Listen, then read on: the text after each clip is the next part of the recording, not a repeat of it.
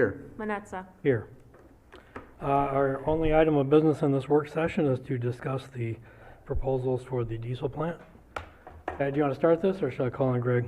I'd just like to introduce it, if I might, Your Honor. I guess late last year and early this year, you were presented from the BLP with several possible proposals for future use of the diesel plant. City Council reviewed those proposals and directed that we do some further citizen engagement, which was done. There was a considerable effort to get citizens to give us their preference about which of those proposals they liked, what they didn't like, what they liked about them, what they didn't like about them. We did that, and you received quite a mountain of comments, and they were all presented to you, and you set forth on an effort to get new submissions with a couple basic standards, a few conditions, if you will. One was you wanted to see the building saved, because you heard a lot of that from the feedback you received. And then the second was you set a minimum bid price of $1 million. Greg Holcomb and Urban Innovations had helped the Board of Light and Power solicit the original proposal, so we retained Greg to help us work through this follow-up process. And Greg Holcomb is here tonight, used to be Holland, now from Ann Arbor, to present to you the newer proposals that we got and go through a quick presentation. So I'll just turn it over to Greg. Thank you, Pat, Mr. Mayor, and Council. Happy to be interrupted anytime. I'll try to make this actually very crisp and brief, because I think you all would have had a chance to look at the materials, and there's actually a bit of redundancy with the original proposal. So I'll just start with a quick reminder. This is the solicitation package we used with the BLP last year. It led to us receiving 4 proposals, and those responses then said to you, and you determined that those 4 teams should be pre-qualified to submit new proposals in this round of activities. So we put out a solicitation on March 23. We used the old RFP as a reference document. I just note that there's some property line issues that have to be resolved before there's a ultimate transfer of the property. These are some pictures that were in the proposal, and that just driving around today again reminds you of the kind of neoclassic beautiful building that the diesel plant is. Inside, some detailed pictures. These are drone images above and around the plant. Incredible location on the river across from the Coast Guard, on the bend of Harbor Drive, and then the context also shows Mulligan's Hollow, YMCA parking, which could well come into play in these discussions as we go forward. Upriver, Dewey, what Sims used to look like on the river. Important view, if you look at the Sherman, the substation in the foreground and the parking lot, really interesting views upriver from those locations, and then just kind of up on top in the skate park and so forth. So it's kind of at the center of a lot of, and Sandpiper condos. I think some folks here are from Sandpiper. So we received June 9th, 3 teams responded. 3 of the 4 teams responded. 2 of the teams responded and complied with your pre-requirements. That is the $1 million, save the building, $1 million, and they could use a mixed-use approach to the proposed project. CL Lakewood and Melching, who had done a similar proposal before, plan to save and repurpose the building per the RF, or the resolicitation. Capstone was the 3rd that responded, but they're really not compliant. But we wanted to inform you of what they proposed. They do propose to demolish and build 8 new townhomes. Again, we'll cover that very briefly, but they're really not compliant, so we're dealing with the first 2. If you had a chance to look through the CL Lakewood proposal, this is a team. CL is based in Peru, Illinois, and Lakewood is based in Holland. That team has proposed to save the building and create 3 components inside it. So a mixed-use concept, saving the building, the space that you see, for a restaurant on the right side of the south side, if you will, or sorry, the east side of the building. About 100 person restaurant with some outdoor and indoor seating, and saving one of the engines and featuring it as a backdrop. On the other side, an event center with seating up to 300 and also another of the engines. And another view of the floor plans and the site plan. They do have a thought about overflow parking and or outdoor gathering space off Sherman on the substation level up high off Sherman. They also have an outdoor space outside the restaurants, the event space on the west. In their proposal, they cited this project, which I also ran across in our research. It's the American Icon Brewery down in Vero Beach, Florida.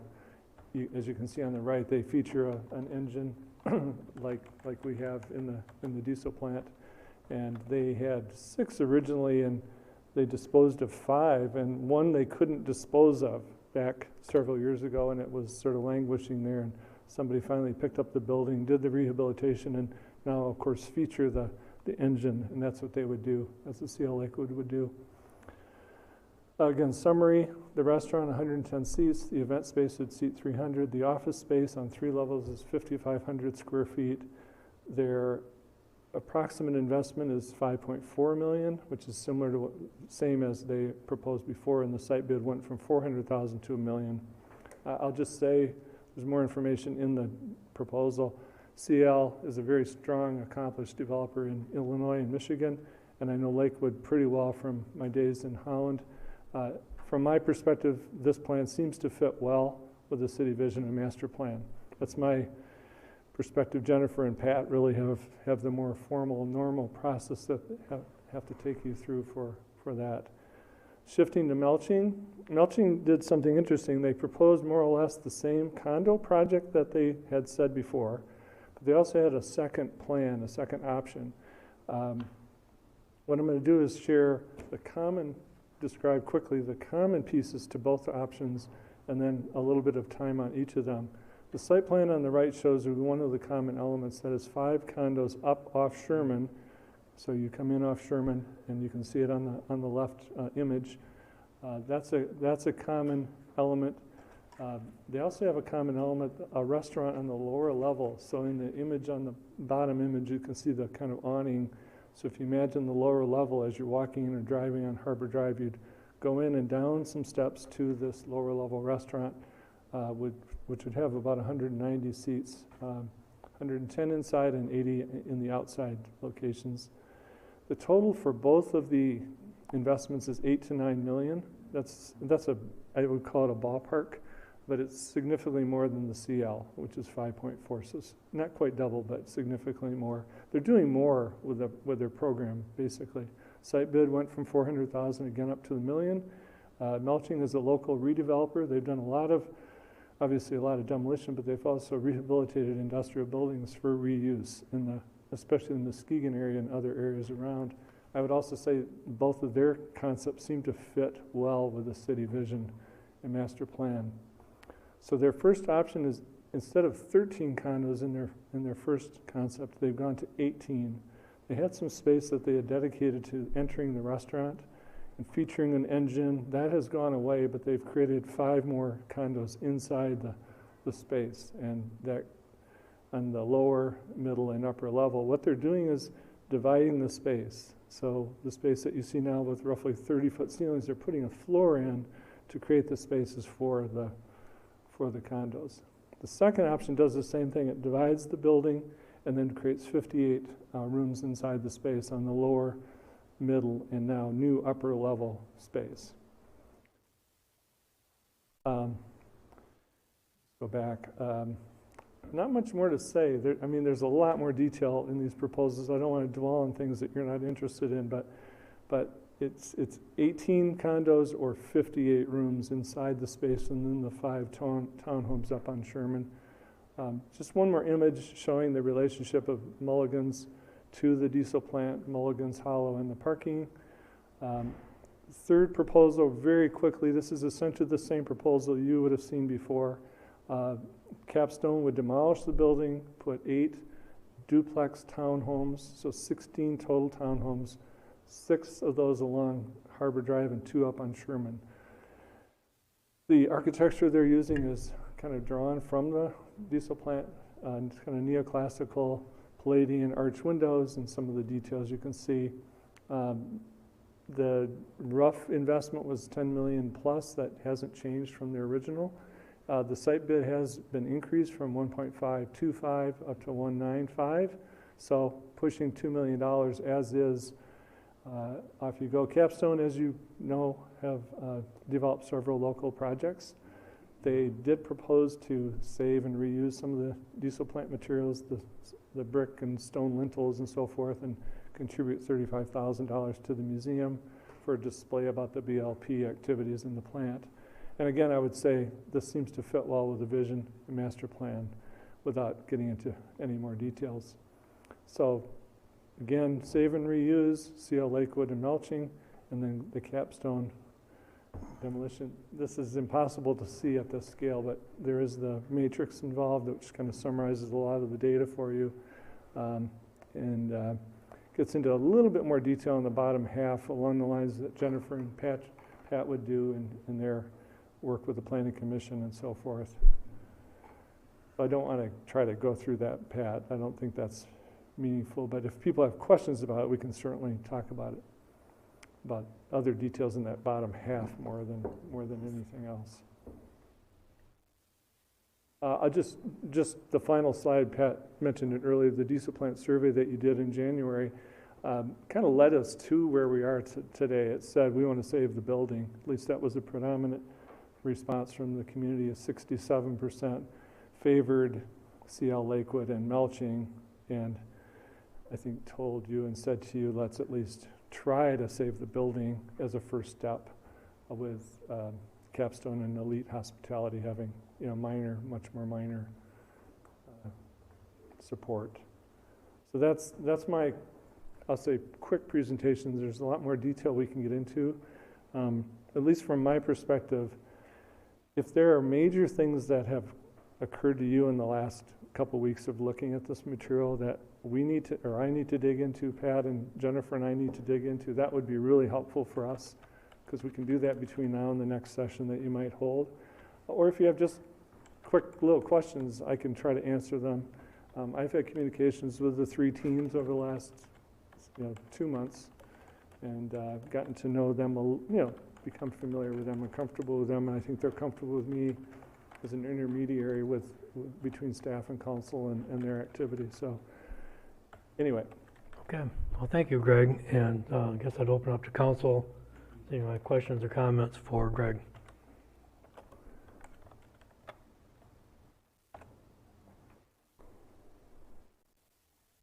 No one? Go ahead. Brian. All right. Yeah, thank you, Greg. I think we're pretty lucky to have some really solid proposals, and then obviously a higher monetary sale price on it as well, and then an extra option, looks like, with the hotel with mulching. Just a few things, I have, that are just initially coming to mind for me are, I think what stands out to me as far as maybe 2 of the proposals that I'm liking so far. I like the CL Lakewood proposal, and I like the mulching option B proposal with the hotel. But both of them kind of raise their own, questions. One, for a hotel, we keep being told that, we can do really well in the summertime when we're busy, but the viability of it, in those off months, I just worry about the risk of them not being able to find an operator, or some of the financial numbers not working with that. So I guess part of this also leads to maybe if we already, I'm just throwing this out there, if we were to narrow this down to 1 or 2, maybe we could have a fuller discussion or presentation from them on some of their vision and some of their due diligence and what kind of market analysis they've done. The CL Lakewood proposal, the event space is great, but then we also are creating something that's competing directly with our community center event space that we continue to lose a tremendous amount of money on each year. So, again, what's the market saying as far as event space? Is that a different type of event space than what we're willing, or able or willing to offer Noodles also has some event space above their restaurant on Lake Michigan. So, what's that market analysis look like? My other piece is that, as far as the timing goes, one, I would be concerned that we'd go with a particular project or developer, and they come to us in the end and say, well, after all, we just can't save the building. We don't think we just can't make it work. So I want to know what kind of things we can put in place to have some guarantees that if that were to occur, that we could go back later and say, all right, well then we're going to open this up for rebids if that's the case, if that's really what our intention is as a council, especially if we have an offer that says that, hey, we believe with it being torn down and the land value that you're at a much higher price. Yeah, that's a contingency you can build into the buy-sell with downstream reviews, but it's a very good point. Okay. And then just the timing too. I don't want to, sell it and then it sits and sits and sits. I don't know how long the building would do without, maybe heat and those types of things. And so I'd hate to. Some of them kind of covered some of the financial viability and some of their experience and financing, and I'm sure that they're thinking through all those things. But I just would want some of those questions answered to make me feel comfortable that yep, we're going with somebody who's ready to go, and we could put some timelines on starting work. Pat may have some thoughts. We're in the middle of another negotiation right now, I am in another community, and it was like within 12 months of the closing, construction has to be occurring, or by mutual agreement can be extended another 6 months. But you've got to have a fuse you can light, hard fuse you can light, to make sure something starts groundbreaking and moving forward. That's perfect. And I would say your point about the holding costs and the holding challenges, it'd be, if possible, it'd be great to convey this to somebody else in the next little while before the snow flies potentially. Yep. Or into the winter to have someone else be worrying about it. Certainly. Literally. Yeah. And starting to work on it. Right. Securing it and so forth. So. I like the fact that the two that I mentioned are kind of job creators, not just for the initial project as far as construction, but long-term, that we're looking at, continued employment of folks, in the community.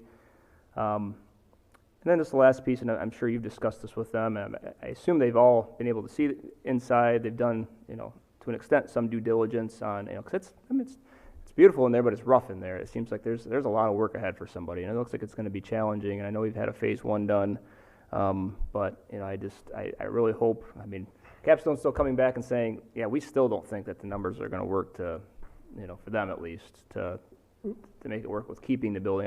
That's the biggest part that concerns me, but I think I've made that clear. So all three teams have had, or the two teams I should say, we've had that discussion. We asked how much time they felt they needed for due diligence prior to a closing, and they felt comfortable with, well, certainly 120 days, but 90 days is what we're sort of landing on. Okay. So there's a negotiation to get the buy-sell in place, and then there's a 90-day period where they do that phase 2, potentially quick, deeper review, finding tenants, finding a hotel operator. Yep. They don't want to spend that time and effort until they have a handle on the property. Right. But all those are great points. Would we have some kind of like a earnest type deposit?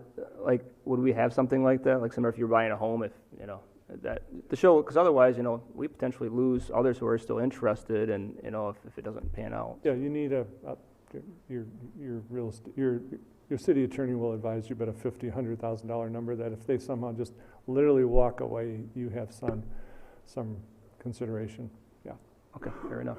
We have to pay you still too, so all right. Thank you. Thank you. Yeah. Thanks, Ryan. Kenny? Ryan's questions were all good ones, and I had some of those too. But I like Lakewood's proposal probably the best. One concern is, as they said, potential new condos to be added maybe later. So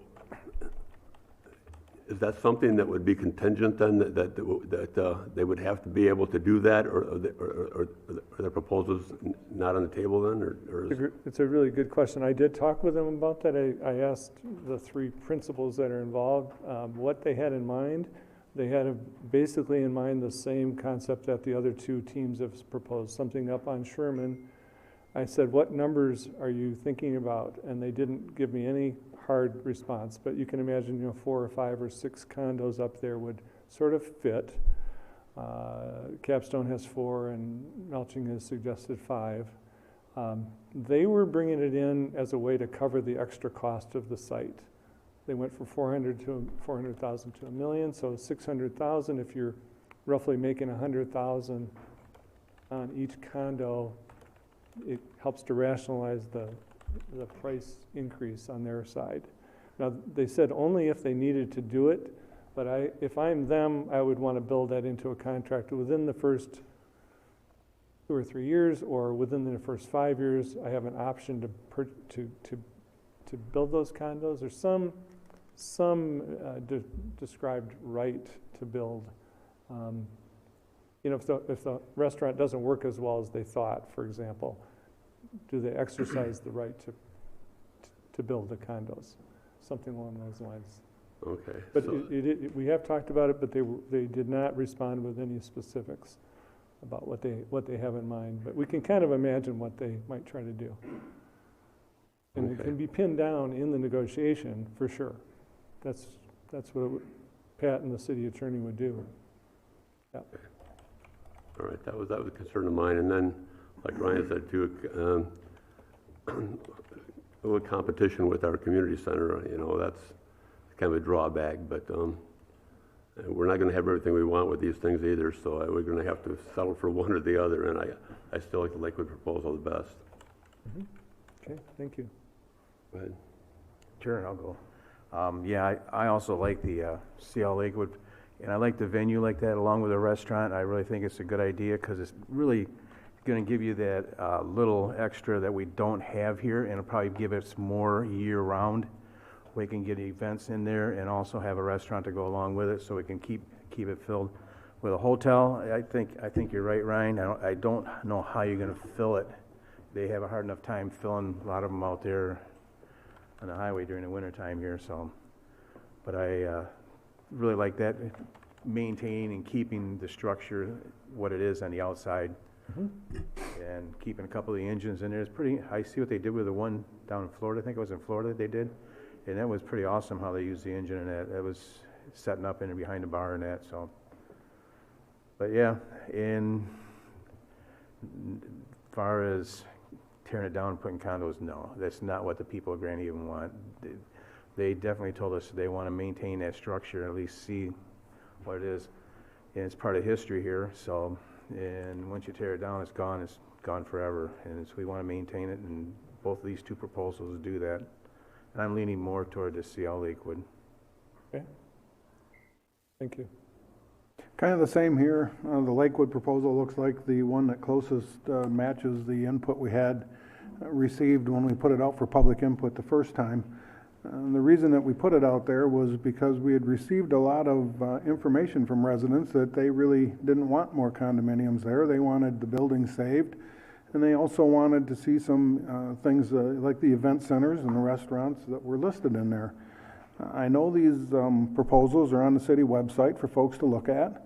I would encourage them to go there, leave your comments, review what is up, let us know what you think is the most favorable or most meets what you had left comments on to begin with, so that we can have your input again as well, because it is valuable and we do appreciate it.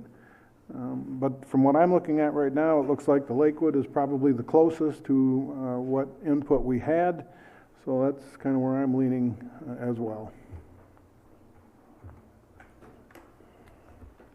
All right, well, I think that council's been pretty much in agreement with the public on saving the building if it's at all feasible to do, and it sounds like we've got two parties that believe they can do that. And of course, we need to be really focused on having a successful project. I like the idea of mixed uses in this building because I think that then you don't have all your eggs in one basket as far as success. And for that reason, I was kind of leaning toward Melching. I thought they had a more diverse set of uses. I'm not afraid of seeing condos on the site. We have condos next door. Condos can be a lot of different things, but I am very interested in what happens to the building. You know, as I look at the CL Lakewood proposal, I don't know how much actual design they've got into this. It looks like from their cross-section view, they're all the way down to the basement floor on this thing. I don't know if that really works, but presumably they would flush that out as far as detail. Yeah. Because I've been in the basement there. I don't think you want to be down there. Well, it's a good point. I think CL Lakewood is saying the basement is for storage and back office. Okay, well, I'm not seeing it in their cross-section. You're right, it's not in there. So it looks more like an artist rendering of what might be. Yeah. So I'd like to see a little more feasibility on that. I know that the neighbors have been very concerned about traffic, parking, those sorts of issues, and I'm looking at the spreadsheet, and you've got an item on your project parking. Is this the parking load or the parking availability? Parking availability. Okay, because on the CL Lakewood, they're talking about 40 spaces on site and 17 overflow. Does that mean that the demand is 57 spaces, or that's just what you think you can find? No, they've acknowledged that the uses in the building will require more parking, and Okay. that they would negotiate and talk with other parking supply around. And we also have had a preliminary discussion, Pat and Jennifer and I, about access to the Mulligan's Hollow parking, which is public parking, and it's within 400 feet, which can mitigate some of the parking requirement for the building itself. All right, do we know what these uses, have we done the calculation, how many spaces are demanded? I haven't done the calculations. Jennifer has done some initial work on it. Okay. I mean, I think that's relevant. You've got 73 spaces shown for Yep. melting. You've got a much smaller number for Capstone because they were basically going to take the building down and put up townhouses. Yeah, and So it's very different use. yeah, by the way, Melching has that same, 73 isn't enough for theirs either. So they're also hoping to make an arrangement with the city to have Yeah. access to the. So that's really just the spaces they think they can fit on site. Yep. Okay, I They understand. can fit in 73.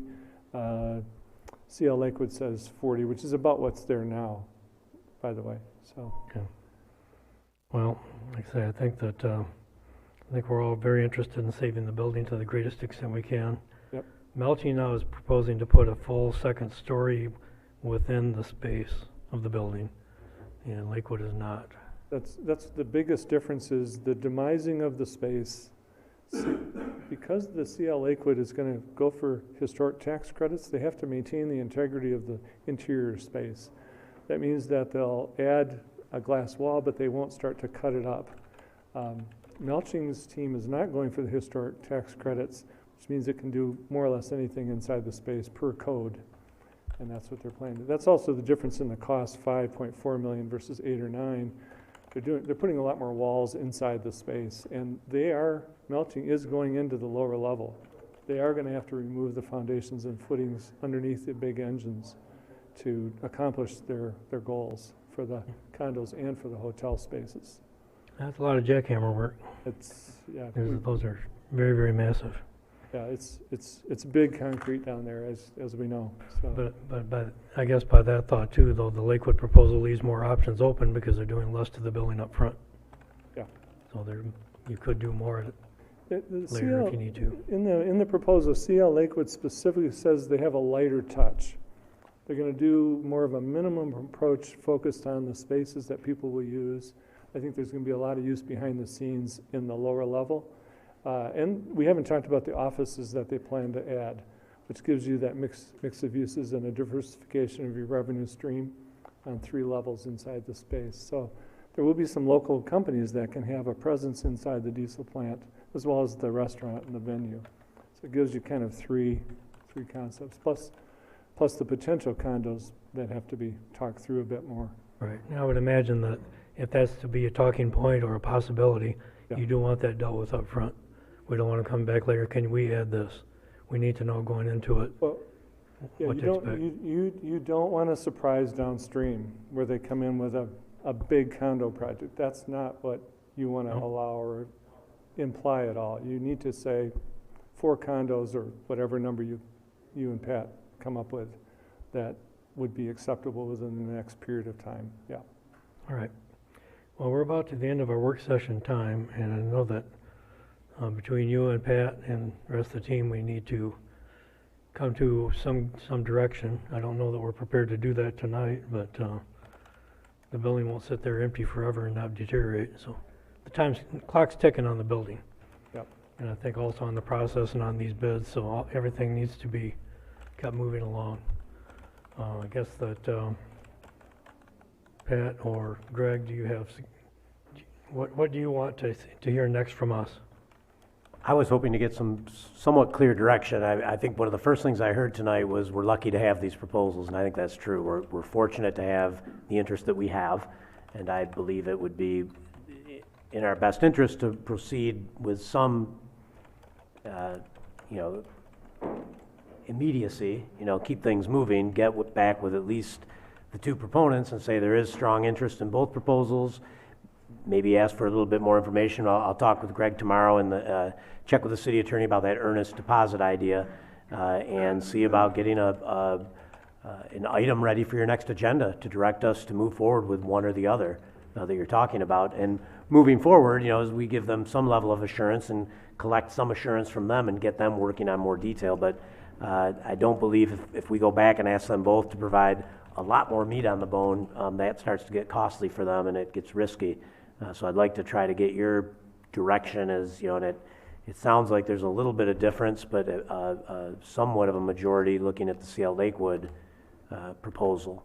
So we'll take that under advisement and come back to you at your next meeting, either with a report or an actual agenda item, and I'll talk to the mayor about that in some more detail about how to set that up for the agenda. All right, sounds reasonable, and I think that if there's other thoughts by council members between now and our next meeting, make sure Pat has that. I would like to have these guys working on a specific proposal by our next meeting. Okay? Sounds good. You need anything else from us at this point? Nope, that was great. Very helpful. Okay, well, thank you for your presentation and all the work you've done on this project. Thank you. And we've got a gem in the rough to polish up. Got an awesome gem in the rough. Let's keep it going. Okay, thank you. Thanks, Greg. So, at this point then, a couple of minutes late, but we're going to close the work session. And we're going to roll directly into our regular meeting. So, welcome everyone to the regular city council meeting of July 6, 2021. First time in council chambers in over a year. Linda, would you call the roll? Dora, Here. Cummins, Here? Scott, Here? Fritz, Here. Manetza. Here. At this point, if we could rise for an invocation. We have a lot of empty seats in the front here if you want to come. Down front, you latecomers, come on. Yep, come on in, sit down, and we'll get going here. And then after the invocation, if we join me in the Pledge of Allegiance. That's the way it ought to be in a church service. You want to sit up front. That's where the best seats are. Well, good evening, everyone. Let's go before God in prayer. Almighty God, you're in heaven, and here we are on earth. You are to be honored and loved above all. We thank you for allowing us to breathe your air and to smell your flowers. Thank you for the food which we've partaken in today. Thank you for our families. Thank you for the peace that you've given to the city of Grand Haven. And we ask you, Lord, for you to grant wisdom in the discussion and the decisions that are before us even this night. We ask you for a discerning mind and to know what is best for this community in which we live and serve. You have given us our positions in life, whether it's on this council or in the Grand Haven community or in the neighborhoods in which we live. And we know one day we will answer to you for the things that we do and say. So help us to make decisions based on truth, reliable information. We ask you for boldness to speak what we know to be true and helpful and good. And we ask you to help us to be respectful when we disagree with one another. And we also ask you to help us keep our mouths shut when our personal opinion would not be helpful.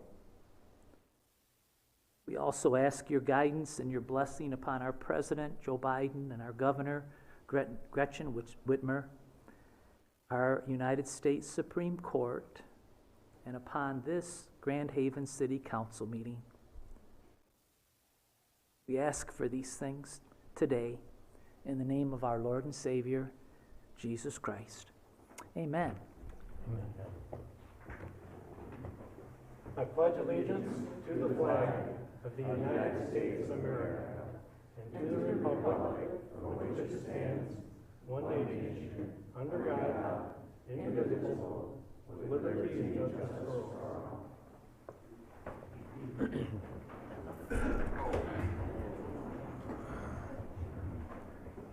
Man, Ryan, you're getting old. I see you're getting old. All right. We have on our agenda appointments to boards and commissions. And just as a matter of clarity, you'll also see the same item in our consent agenda. Well, let's deal with it the way the agenda is presented. So, Linda, could you read this? This is to appoint Robert Manetza, William Ellingbo, and Thomas Bovin to the Grand Haven Area Land Trust. May I have a motion? So moved. Second? Okay. Is there any discussion, questions on what these appointments are? Would you call the roll? Dora, Yes. Cummins, Yes? Scott, Yes. Fritz, Yes. Manetza. Yes. Were you planning to swear in anyone on this one tonight? I can. I didn't know who's going to be here, but I do have oaths if you want to do it. I see Mr. Ellenbow showed up, Bill here? Okay. I'm going to do you and Bill. and I'm here. Okay. Hope. I don't know, is Mr. Bovin here? I don't see Tom. Okay.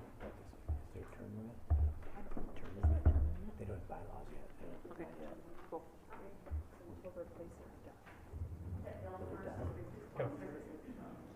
Some concerns about this Okay.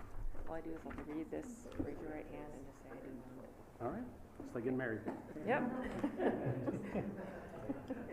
I, William Ellingbo, do solemnly swear that I will support the Constitution of the United States and the Constitution of this state, and that I will faithfully discharge the duties of the office of the Grand Haven Area Community Land Trust Board of Directors in and for the City of Grand Haven, County of Ottawa, and State of Michigan, according to the best of my ability. Do. And then I just...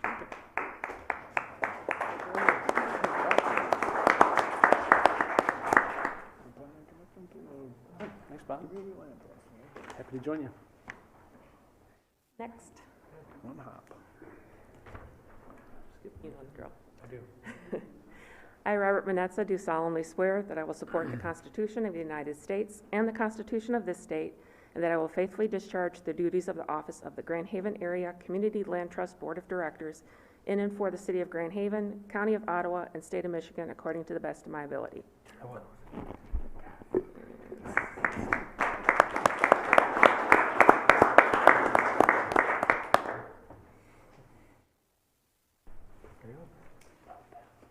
Your Honor, I was asked when those terms expire. It's until you're replaced or death.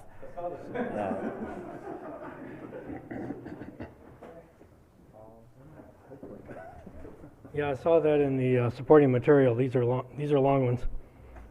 Permanent trust. All right, and we'll get to this in our consent agenda as well. The Community Land Trust is basically a legal structure we've had to put together for the Robinson Landing development. They were developing for attainable housing purposes, and so we're getting that kind of kicked off.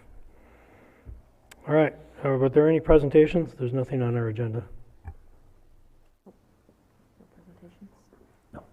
None. Okay. In that case, we're up to the approval of the consent and regular agendas. Are there any changes? I have none, Your Honor. Anyone else? Yeah. Okay, could you use a motion? So moved? Second. Moved and supported. Could you call the roll? Cummins, Yes. Scott, Yes. Fritz, Yes. Dora, Yes. Manetza. Yes. And that brings us to our first call to the audience. This is the first of two opportunities. There will be another opportunity at the end of the meeting. This time, members of the audience may address council on any item, whether on the agenda or not, Those addressing council are asked to provide their name and address and will be limited to 3 minutes of speaking time. Council will hear all comments for future consideration, but will not have a response at this time. Mr. Mayor and fellow councilman, my name is Cecil Bradshaw. I live at 31 Sherman Avenue, which is in the Sandpiper Condominium Association. I am a board member of that association, and when we were made aware of the proposals that were being developed for the redevelopment of that diesel plant, the board of directors did get together and we talked about it, and we thought, doggone, that's a cool building. You know, it'd be a shame to see that baby go. But you know what? We said, how can we go about looking at this objectively from a neighborhood perspective?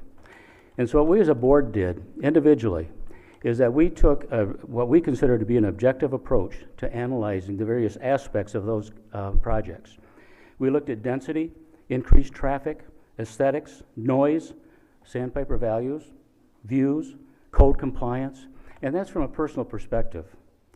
And what we did was we came to a consensus on that. But what I want to say is, I'll be done in 3 minutes, believe me. But I'm here to talk about the process. So that was at the very beginning when the proposals were presented to the council. And I believe that I was in on the Zoom meetings, on each of the meetings that you held regarding this subject. The first council meeting that I'm aware of, there was some rhetoric. And what do we do now? Where do we go here? At that point, there was not any formal analysis from you as the city council members. And what Pat was directed to do was directed to go and talk to the various commissions and boards within the city to get their thoughts and inputs. Pat did that, and the next council meeting, you had input from a number of the boards and commissions. And at that point, you had the recommendation from the Sandpiper Board of Directors, speaking for the Condominium Association. You had, I believe, 21 individual letters from Sandpiper homeowners. You had the recommendation from the Board of Light and Power. You had thoughts from the Historical Planning Commission, or the Historical Commission, the Economic Development Commission, Eagle, and Planning Commission, and others. So at that point, you had about 92 people that had provided input in terms of for you to act upon. I do not believe that there was any analysis that was done by you on an objective basis in terms of which of those proposals would be in the best interest of the city, taking all of that into consideration. Rather, what you did, oh, by the way, I also appointed myself a council member, and I put together a sheet, just like we did for the Sandpiper. And I did an evaluation of each of those proposals based on the economics and so on and so forth, and came up with the same result. Now, it wouldn't be valid because you guys know more about it than what I do. But the point is, at this point, there's no valid, objective, rationale analysis that you have done in terms of the best fit for this city. What you said was that the council needs community input. And so a survey was put in the water bill to people. And in that water bill survey, it was, what do you want to do best? What do you think we ought to do? And so I believe that the number of respondents you got was approximately 6% of the city population, about 650 responses, of which 67% were in favor of saving the building.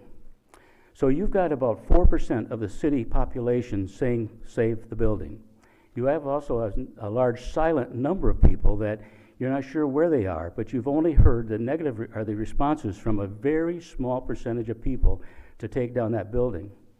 Or to save that building. Cecil, can you kind of wrap it up? Pardon? Your 3 minutes are up. Can you kind of wrap it up a little? I will. Okay, thanks.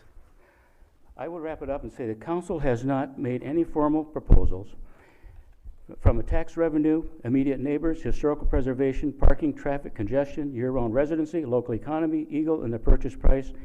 And I don't think you have demonstrated leadership I would expect in making a significant decision for the city. And if this is the way major decisions are made in this city, and there's a $50 million one, I think, on the table, I think it needs more of a business process. I really do. I hear a lot of rhetoric.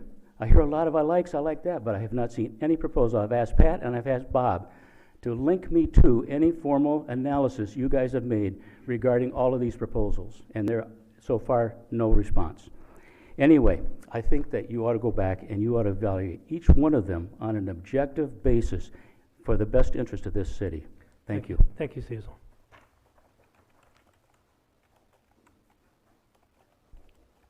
Who's next?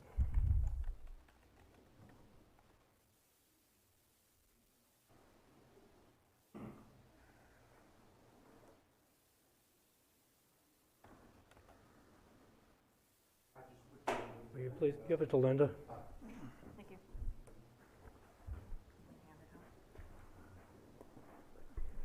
Hello, I'm Jim Hagan. I'm a resident of 400 Lake, Grand Haven. What I'd like to talk about tonight is the BLP proposed bond issue. And a few weeks ago, a number of you, along with myself and a lot of the community, attended the BLP board meeting. And during that meeting, we found out one very important piece of information. That was when the bond advisor told us that the likely bond interest rate would be 3%. We had previously only heard 2%. And that difference on the total project cost is 10%. So what we've seen is the project debt service go from 61 million to about 67 million. And if we go up another 0.25%, it's another 2.5% total increase in cost. It's getting too much. And one of the issues that I talked about before was the office building on Harbor Island. In the handout, if you have time to see it, it's got some shots of Harbor Island. We know that the island's flooded. It cycles a little bit, but the flooding is getting worse. We had sandbags out on it. It is not a place to put people, you know, and we do not need $8 or $9 million office building there. And the way it's going, we've heard that our costs for electricity are better than other local providers. In fact, the only one they're better than is Consumers Power, a private company who need to pay dividends, who need to pay exorbitant salaries to their board and so forth. All the municipal, maybe not all, but major municipal companies are power producers. Holland, Zeeland, Traverse City, they all have significantly lower rates than Grand Haven. So this idea that we have this great deal, it's not the case. And if we keep paying more for debt service and taking on buildings, office buildings that maybe are not needed, why can't we put it on Eaton, on the existing site, one of the parking lots? Let's do a multi-structure, put it on the parcel next door.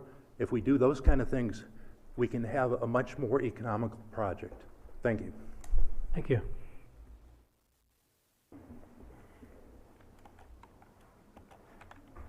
Hello, can you hear me okay? I'm not a loud talker. My name is Pat Nelson, and I live at 1820 Pine Court, and I appreciate the opportunity to talk to you tonight. I'm a member of the Grand Haven Energy Organization Group, and we are a diverse group made up of Grand Haven residents as well as other BLP ratepayers. We range in age from a recent Grand Haven High School graduate to retirees and people in between. Our group includes 2 former mayors, a former city manager, and a former state representative. Contrary to a comment I read in the Grand Haven Tribune recently, we are not lobbyists. The initial roots of our group started in 2020 after the City Council set a goal to obtain community-driven solutions for Grand Haven's energy future. Our group, Grand Haven Energy, believes that any plan for the city must be economically and financially responsible for BLP ratepayers. We must take into account the changes that are occurring rapidly in renewable energy and storage, and we must be environmentally responsible. We were inspired to start an advisory petition following the City Council's decision to seek public input into the diesel plant property. As citizens, we appreciated that proactive approach, and we appreciated that you listened to the people. I want to make it clear this is not an anti-BLP petition. We like the BLP and the services that they provide. During our signature gathering efforts at the farmers market, in front of the post office, online, and also going door to door, we found overwhelming support for our efforts and for our petition. People want an independent assessment prior to any action being taken. When people ask for more information, we refer them to both the BLP's website and our own website. We have been transparent about all of our efforts. To date, we have gathered 1,380 signatures. Of that number, 1,008 are city residents. Most of the other signatures are BLP customers who live in the surrounding townships. We expect these numbers to increase as we continue with our efforts. I'll provide a copy of the petition language to Linda so you can read it in case you haven't already.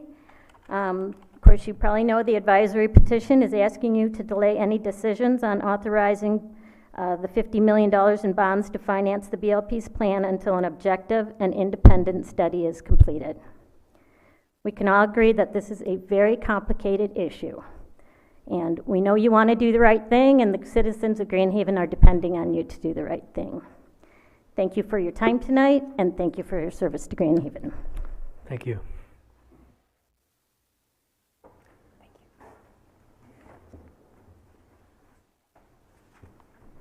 Good evening. My name's Jeffrey Miller. I live at 1120 South Harbor Drive. I am both a Grand Haven resident and a Board of Light and Power customer. Tonight, you'll be voting on whether to allocate money to mail out postcards regarding the BLP bond resolution. I would urge you to send the cards out to all active registered voters. The issues surrounding the BLP are the most consequential in a generation. I think it is extremely important to reach out to as many people as possible. I also find the city's desire for citizen input refreshing. While town hall meetings are good things, please keep in mind the challenges associated with them. There's a need to disseminate unvarnished truth. Take, for instance, how much do Grand Haven residential customers pay for their electricity? If you ask the BLP, they'll say that their rates are lower than Consumer Energy. That's true. However, Consumers is a for-profit company. It has to pay taxes, dividends, and pay for expensive executive salaries. But if you were to compare our rates here in Grand Haven to similar cities that own and operate their own electrical utilities like Zeeland, Holland, or even Traverse City, you would find that we pay more, a lot more. Facts matter. Good public policy comes from unbiased information. Previous town hall meetings were held in the summer of 2018 regarding the closure of the Sims plant. Informal questionnaires were taken at the time, but cited later as true public opinion, implying the attendees wanted some local energy generation. That was wrong and disingenuous. In fact, the Grand Haven Tribune reported, and I quote, "The survey was non-scientific and was designed to generate more discussion." Just like the employees of the other 21 Michigan Public Power Agency member organizations, our BLP employees are dedicated, smart, and hardworking. But they don't have a monopoly on information, and regarding the bond issue, they in fact have a dog in this fight. The energy landscape of West Michigan is changing rapidly. Just 2 weeks ago, Consumers announced that in 4 years, they will end the use of coal at its Campbell complex in Port Sheldon. MPPA continues to update its projections and pursue new renewable energy projects to better service its members. That's why it's vitally important for the city to hire an independent consulting firm who is not beholden to the BLP. And when the town hall meetings are held, you should take ownership and make sure that they will be conducted independently and professionally. Let me just close by saying 2 old adages come to mind. Haste makes waste, and it's better to be safe than sorry. Take your time, take a pause, so your due diligence is thorough, so that all of Grand Haven can get behind the final decision. Thank you. Thank you.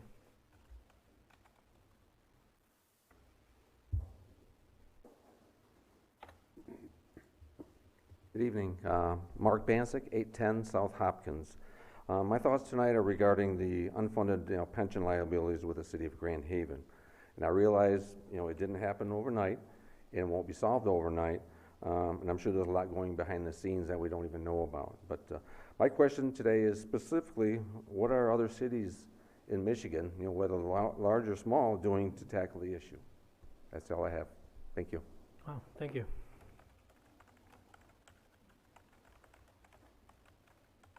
Good evening. My name is Elizabeth Powell. I live at 407 Ohio Ave, Grand Haven. Public speaking is not my forte. Activism never occupied my time. I've always been an advocate for the well-being of people, for their outcomes, because I'm a healthcare professional. On June 17th, 2021, I became an activist. I'll stand up when no one else can. I'll look out for my friends and family in our community now and in the future. You were all there that night, June 17th. BLP's meeting to approve construction of the new power plant and office building on Harbor Island.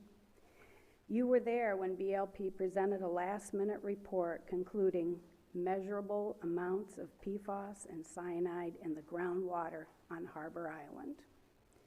You were there when the vote was taken 3-2 in favor of putting BLP men and women at potential risk while working in the new office building. It's disheartening that the majority of the BLP board, with a recommendation of Mr. Walters, does not appear to care about the health and safety of their employees working on the island, or frankly, the community itself. They absolutely should have turned to their staff and said, in light of the discovery of PFAS, and because you matter to us, your families matter to us, we need to step back, continue testing, reevaluate our location, and look after our BLP associates. They did no such thing.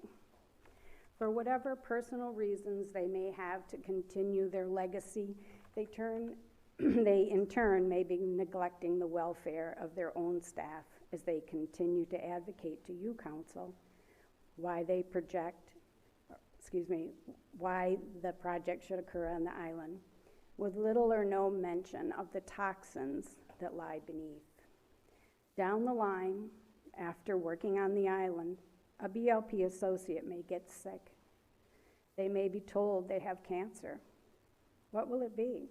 Non-Hodgkin's lymphoma, kidney, prostate, breast, ovarian, liver, testicular? All of these have been linked to PFAS. Lawsuits? You betcha. Can you hear yourselves one by one on the stand? Yes, Your Honor, I knew there were harmful chemicals in the groundwater. Yes, Your Honor, we built it anyway. Won't your families be proud of your legacy? Stop the insanity right now. No community meetings are needed, just the smart decision to stop the project on Harbor Island. These are dangerous chemicals, and there's no need for any other discussion. The BLP could have been heroes that night on June 17th. Now it's your turn, gentlemen. Be the hero. Thank you. Who is next?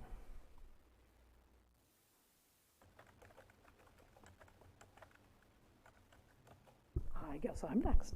Jerry McCaleb, 1235 Slayton, and I'm not here to talk about the BLP. I'd like to address a couple of other things. Number one is and I helped pass the ordinance on the books about signs and temporary signs, and I find that it is now, at the time we passed it, it seemed like the right thing to do, but now they've changed the laws, voting laws, including when, absentee ballots, who can use an absentee ballot. They come out on June 14th, but you can't put more than one temporary, whatever that means, sign in your yard until 30 days before the election. And I've had somebody say to me the other day, gosh, I don't know any of these people that are running. Who are they? Well, part of the reason is you can't get all of your advertising out that you've paid for because you can't put the signs in the yard. And so I think that in light of the fact that more and more people are going to absentee, and there's no reason absentee, that 30-day limit should be addressed. So I'd ask you to consider that. And also, if you could define temporary, what is a temporary sign? Because the 30 days is before an election, but temporary sign doesn't say election sign. So even though I love the sign, don't be dense, because I like the wording of it, is you can keep that, but that you could leave that forever. So could you say, vote for Mike forever? If you're so attuned. So I think that you need to define your terms and look at that 30-day limit, because I think it impinges on freedom of speech and getting your message out. So I better hurry up if I only have 3 minutes, because I also wanted to talk about how much I used to enjoy 4th of July a lot until the fireworks totally disturbed my peace for at least 3 or 4 days. And I know that's not, that we're limited as to what we can do, but I'll never stop being ungrateful to our Michigan State Legislature for dropping these hellish bombshells on us for days at a time and scaring the ever-living daylights out of our animals. And I know that guys with PTSD don't want to talk about it, that it bothers them, but I have a feeling it does. So those 2 things. Speaking of the 4th of July, it's kind of an anniversary for me. 4th of July, many years ago, was the first time I ever addressed council, and it had to do with we used to raise the cross on the 4th of July as part of our 4th of July celebration. Somebody came to town and said, "Oh, that offends me. This is not a religious holiday, and that cross shouldn't be there." And city council voted and said, "Well, she's right. Let's not put that up anymore." And a few years after that, it went down altogether. And I find this sad because, this nation was founded on religious freedom. And I'm going to finish a couple sentences before I move on. Because I think that we need to practice our religious freedom as much as we practice all our other freedoms. And it seems like all other freedoms are the walls are being pushed out and they're being expanded. But this particular religious freedom is being impinged upon. And I would ask that people are aware of that. I love this country, and I think it's under assault from within and without. And I think that prayer and reminding ourselves of that cross is a really good reminder about who's really in charge. So thanks very much, and I hope that this meeting doesn't go on forever, because it looks like it might. Thank you. And we'll take the time that it takes.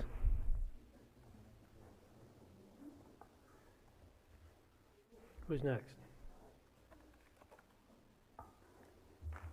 Mayor and Council, pleasure to be here. I've spoken with several of you previously, and good opportunity to say on behalf of most of us, I think, thank you for the work that you're doing. I have been on that side, and it's not always fun.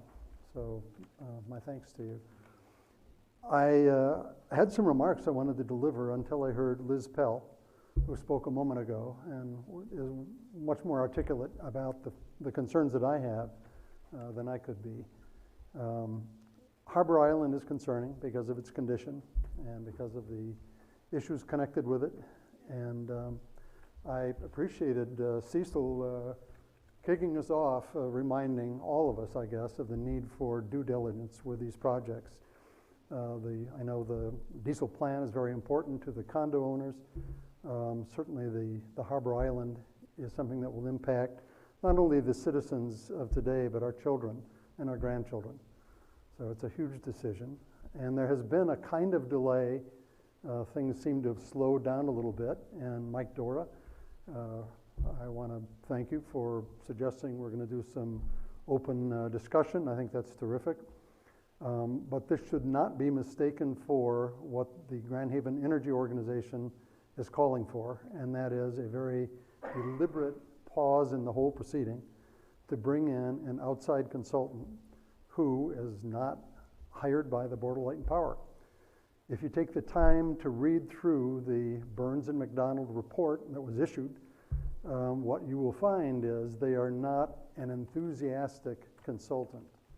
And you will find their language actually is, you should take a pause. This is Burns and McDonald to the people that hired him. Slow down, take a pause, see if you can figure out if this really is the best thing for the city of Grand Haven. I think if your own consultant is telling you that, it would send up a flag, and you'd kind of look at the other board members and say, wow, maybe we haven't got our finger on everything here. Maybe we ought to slow down. So that's my plea to you. Let's move ahead with Mike's idea, and again, my thanks for coming up with it. I look forward to those discussions, but I also look forward to a more lengthy pause and a decision to bring in an outside consultant to put everything to rest. If the advice of the consultant is a great place, regardless of what Liz Pell had to say a minute ago, maybe it's a great place to work and the like, but maybe it's not. And you should know that the Grand Haven Energy Organization, the 1,000 plus signatures that'll be delivered to you from citizens who will vote for you and for candidates who might be in the room as well. The petition is very clear. They are saying the same thing. Bring an outsider in. We will live with a decision. If somebody not beholden to Board of Light and Power says you ought to build out there, put a small peaker plant, 12.5 megawatts, not what we really need, go ahead and do it. We'll go along with it. So that's my hope for you and my plea to you. Thank you. Thank you. Linda, did you get his name and address? Oh, sorry. Sir, she needs your name and address for the records. That's right. Thanks for the reminder. My name is Jan Jellema. I live at 510 Park Avenue. I've been there for well over 40 years. Happy customer of Board of Light and Power with most of their decisions except one. Thank you. Thanks, Jan. Who's next?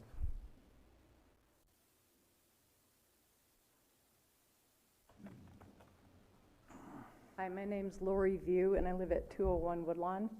And I just have one comment on the whole, what the city's doing. It's very frustrating seeing our community go from a quiet, charming community to we're just taking every piece of property in the city and just destroying it. I live between Cresons, which you guys, whoever voted on it, south of Grand Haven, in the city of Grand Haven, everything was rezoned. You can build 6 homes on that property now. It's for sale, which is very disturbing. I mean, it's like, it's just, it completely upsets our neighborhood. Then the property on the other side of us, the church put it up for sale. We went to the church and begged them to not, we said, can we buy it from you without going to market? No, we want a competitive bid. We're gonna put this out here. It appraised at 200, they asked 240. We paid 240 for it, because we do not want people between us and the neighbors. It's just, we're taking every space in the city and destroying it. I mean, look at Dairy Tree, the icon's gone. I mean, just look at all the condos we're developing. Look at Jackson, it's just, we're destroying the city. And that's my comment. Thank you. Who's next? If no one else would like to address council at this time, I'm going to close public comment. And there will be another opportunity at the end of the meeting. All right, then let's move along. And we are up to our consent agenda. First item is to approve meeting minutes of the special council work sessions of June 14th and June 21st and regular meeting of June 21st, 2021. Approve the bills memo in the amount of $908,705.53. Approve the contract with Paul Bierman for electrical inspector services and authorize the mayor and city clerk to execute the necessary documents. Approve a request from Grand Haven Volleyball to hold the Battle on the Boardwalk special event on August 26th and 27th, 2021 from 9 o'clock a.m. to 7 o'clock p.m. and to waive fees in the amount of $1,275. Approve revisions to the layout for the use of green space at Chinook Pier previously approved on June 10th from Merchant and Maker for a special event to be held on Saturday, July 10th, 2021, from 9 o'clock a.m. to 3 o'clock p.m., and to allow amplified acoustic music and food trucks. Accept the 2021 HEP award of $20,000 for housing counseling services in the 21-22 fiscal year. Approve a master agreement between Grand Haven Comstock LLC and the Grand Haven Area Community Land Trust, and authorize the mayor and city clerk to execute the necessary documents. Appoint as the sole member of the Grand Haven Community Land Trust, Robert Manetza, William Ellingbo, Thomas Bovin, and all residents of the city of Grand Haven as the initial members of the board of directors. Approve the MERS joint transfer agreement between the city and Grand Haven Board of Light and Power to transfer the BLP Healthcare Savings Plan to the Board of Light and Power, and authorize the mayor and city clerk to execute the necessary documents. And approve the memorandum of understanding with the County of Ottawa regarding joining the learning communities of practice to remove implicit bias from our policies and programs and operationalize a racial equity plan, and authorize the mayor and city clerk to execute the necessary documents. All right, is there a motion? So moved. Second? Okay, moved and seconded. Questions on any item on the consent agenda?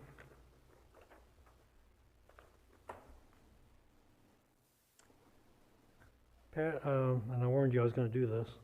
Can you talk a little bit about the, items G and H, which are the master agreement between GH Comstock LLC and the Community Land Trust? Tell us what this is on our agenda and why we're voting on it. Yes, the establishment of the Community Land Trust, it's going to be the entity that will actually own the real estate beneath the attainable homes that will be out at Robinson Landing. It's a device to ensure the permanent affordability of all those properties. So the Community Land Trust will actually own the real estate underneath those buildings.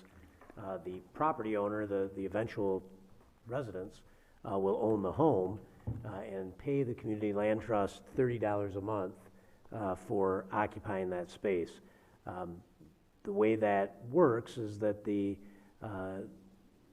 land trust will own that in perpetuity, and when that resident decides it's time to sell, they will sell the property at the same proportion of ownership that they bought into it at, the same amount of equity. So it'll be about 75% of the actual value is what they'll pay for the property. When they later sell it, they'll be able to appreciate their 75% investment, but only at 75%. So that attainability will stay baked into that property. And to do that, we've taken advantage of this legislation that allows us to set up a community land trust. It's not the city, it's a separate entity that will own that property. So this is a master agreement between the current owner, which is GH Comstock LLC, and the Community Land Trust to allow them to own that property underneath.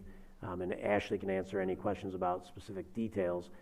But again, it's just to ensure the permanent attainable notion. You know, you put a lot into this project. You'd hate to see somebody come in and just flip it the day after they buy it and make a huge profit. You know, we want them to stay affordable. For the current owners, again, they appreciate their investment. It grows in value. Later when they sell it, they will sell it at 75% of market value, gaining, but still giving some future family the opportunity to gain a foothold and own a property in the city of Grand Haven.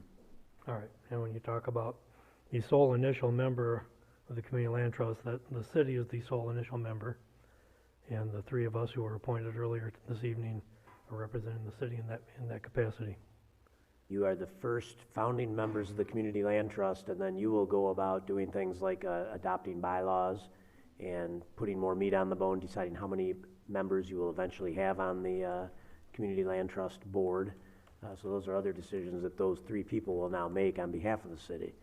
But you, the city council, are responsible for appointing those people or unappointing them if they don't fulfill the, until they're replaced or their death, whichever shall come first.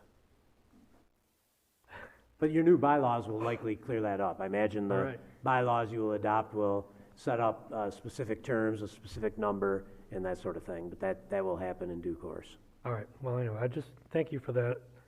I think this is a fairly complex item on consent agenda, and I just wanted you to elaborate a little bit on it.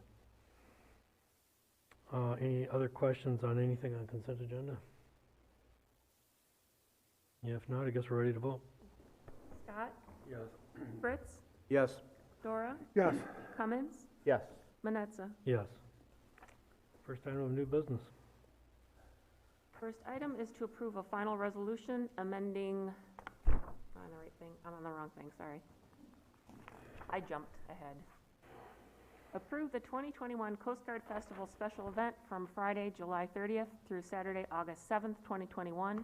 Permit alcohol consumption in the Lynn Sherwood Waterfront Stadium. Permit amplified sound until 11 o'clock p.m. for the carnival, and permit camping on Harbor Island. The administration recommends approval. Can I get a motion? So moved. Support. Okay, moved and supported. There was at least one item that was kind of a holdover for resolution from our work session previously, and that was the arrangement of the carnival. And we have some information in our packet on that. Is there anyone that would like to present how this worked out? Pat, or anyone? Well, you know, it's all spelled out. You did have a work session on this, and there are plenty of representatives from our Coast Guard Festival here tonight to answer any questions. But I think you've got the map of the Chinook Pier area, and you understand that they'll fill in the harbor front property as they have in the past. Public safety is very engaged and helpful, and I think you've got everything you need if you'd like to make a decision tonight. All right. Well, then, are there any questions or comments from council? I know there was some concerns from the charter boat captains on parking, and I understand you've offered early AM shuttle service in your Jeep for customers, so wanting to attend. Depends on how long their fishing poles are, but we do have a trolley. So, you know, honestly, if there is a problem, we're looking at Wednesday and Saturday could be an issue because of the farmer's market. So if that is an issue, we'll find a way to get their customers to their boats, because they make a very good point. It'll be pretty tight down there on Wednesday and Saturday. But those other days, their customers get there very early in the morning and ought to be able to park in the farmer's market parking lot. I just wanted to make sure that we had an avenue to work with them so that we could meet their needs as well. Sure. Because they are an important asset to the community, so, thank you. So much for me staying late at the Breakfast Club on Friday night. I'll have to take a pass. Well, when you step up and offer, then you gotta expect this kind of stuff. I just want to say I'm really grateful and excited that we're here, that we can have pretty much a nearly normal festival and celebrate. I think your focus this year is the women that are serving in the Coast Guard, and the way you put it, serving the women and men of the Coast Guard. And so thank you for your resilience, your flexibility. I mean, what a challenging time to plan any events, and to have a year where you're trying to make it through, and then not knowing from week to week what the heck you're going to be able to do or not do is, I've been in your shoes, and it's a challenge. So thank you for your resilience and pushing through. I've had a number of people that were, frustrated that we didn't have the fireworks at the end for 4th of July. That'll be a great way to really cap off, for our community at least, thanking the Coast Guard and celebrating them. I know our community is looking forward to coming together around that, and then all the other portions of the festival as well. So thank you. Anything else? I just want to say thank you to them for working so hard to trying to get it going at least, and working together with public safety and everybody coming together and finding a way to make it happen, because the Coast Guard Festival is Grand Haven. I mean, that's what puts us on the map, basically. If you look at it, it's Coast Guard City, USA. So I gotta say kudos to all the group that does it for us. Thank you so very much for all your hard work and your diligence for putting out there to do everything we need to do, and actually looking at different points of view like we just did with the carnival and moving it, and still being located downtown yet. Maybe the kitty might be in a little bit different location, but we're still downtown, and it's still on the waterfront where it should be, because Coast Guard and water go together very well. So I think it's quite right for us to do it that way. So thank you guys for working so hard and working together with public safety and everybody else. So I think it's going to be a good festival. Thank you. I agree. Thank you very much for your hard work and figuring out how you can make that carnival fit in without the disruptions that we had a few years ago. So I just appreciate you guys working hard to do that. I know it took a lot of effort to do it, and I do appreciate it. Thank you. I know we all do.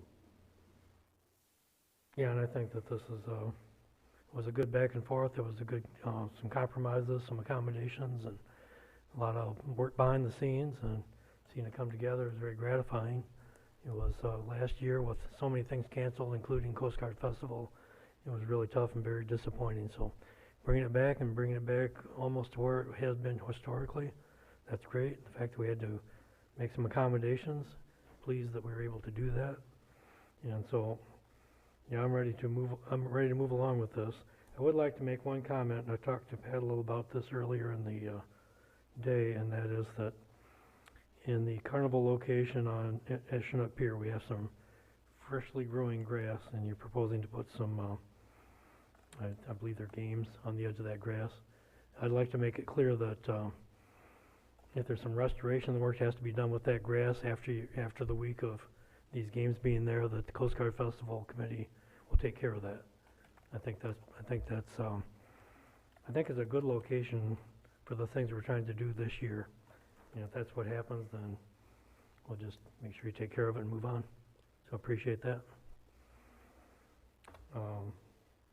What? Yeah, I'd like to thank Scott and Commander Mike for all the effort that they put into this as well, because I know it hasn't been an easy journey, but you guys have hung in there and kind of slugged it out with the council and everybody else involved to come to an agreement here. So I appreciate both of your efforts and thank you, and looking forward to moving ahead with maybe some joint input for something for next year. Okay. Anything else? Any other questions, comments? We're all glad to be to this point. Would you call the roll? Fritz? Yes. Dora? Yes. Cummins? Yes. Scott? Yes. Manetza? Yes. Thank you. All right, next item. Next item is to approve the holding of up to 4 public information, discussion, and listening sessions regarding the Harbor Island electric power generation issue to best engage and inform the citizens of Grand Haven in this critical decision-making process. The administration recommends approval. All right, do I have a motion? So moved. Second? Okay, it's moved and seconded.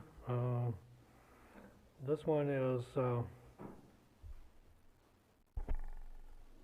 this is gonna take a little discussion to figure out exactly what it is we're asking it to do, because it's partly an idea and partly a direction, and I guess that I would open this up to council for a little discussion on it. We're all looking at Mike. Thank you, fellow council members. No. Actually, I threw an idea out there to come up with up to 4 meetings that we could have around town, either by precinct or by some division area, so that we could reach out again. The last meetings of 2018 were some years ago. With the lifting of the COVID restrictions now, it kind of gives us an opportunity to reach out, have some information sharing, and maybe some misinformation of sorts cleared up, and just get stuff to our residents again that kind of gives a direction and some more information, an opportunity for us to listen to what they have to say and their concerns. We've heard some of them tonight, and just pick a direction to move forward with what we think is the next thing that we need to do, and giving the residents opportunities to reach out and share that direction, their information on a direction, I thought was a good way to go. So I kind of appreciate everyone, kind of sticking with it, and I'm not quite sure of how to accomplish it. I'm going to look to Pat to do most of that. Thank you, Pat. No. But I just think it's an important thing that we hold and get some of this information out there. Okay. Any other thoughts, suggestions? Go ahead. Yeah, I appreciate Councilmember Dora for raising this idea, and I think it's definitely the right thing to do. So I appreciate that. This is kind of some, I appreciated his idea that, hey, maybe we could send out some kind of a postcard indicating, when these are going to be. So I appreciate staff putting together kind of some initial numbers on that. I think the more we can get out the word, the better, so we can get some good quality information out and feedback back, hopefully, and allow folks to ask some questions. I saw that in the postcard discussion, there was some, maybe we send them to just registered voters. I guess my suggestion would be that we do all of the properties, only because, businesses don't vote, and they're an important and key piece of this. We do want them to be a part of, I think, the discussion, if you're a business owner. So we want you to be able to know when these sessions are going to be. And then some folks just may not choose to vote, but they may have an interest in what happens with their utility and their rates and the plans for Harbor Island. So I would like to see it go to all the property owners, regardless of whether you're a voter or not. I think that makes this is the best approach. So then, my question kind of comes to what we look at for format. Councilmember Doro, when he kind of explained this thought to me, was kind of an opportunity to kind of air everything out, that the BLP would certainly be able to kind of give a short presentation. The folks from Grand Haven Energy Organization could have some folks there if they wished. Eagle, if they're available, so if folks had environmental questions, could ask questions. Perhaps Michigan Public Power Agency could be there. Maybe even some folks from industry. That way, we just have all the stakeholders in the room, or a lot of them at least, so where folks have a question, that it's able to be, as you said, Mike, air it out. I think that's a good approach, so I support that. And so my other question is simply, I'd like to see it to where you could, some presentations if folks want to make them, but then it's a good amount of opportunity for questions to be asked. And that's the idea, is I want to know what questions they have and along those lines, so they can be answered, but then when and where. So that's kind of where I'm at, is when are we going to do them and where are we going to do them? Because it's going to take a little bit of time to put together a card and get it mailed out, and then give people some time so they can actually get it on their schedule adequately. I mean, you can't just rush somebody to a meeting. We got to make sure they have some sufficient time there too. So. All right. I agree with that. I think the more information we get out there, the better. I think I've talked to people that really had a lot of misinformation out there. So I think we need to get both sides of it and clear this thing up in some public meetings, and let's get the facts out there for people to realize what's going on. I think that would be good for our community right now.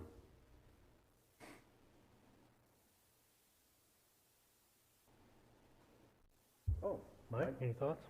I'll wake up now.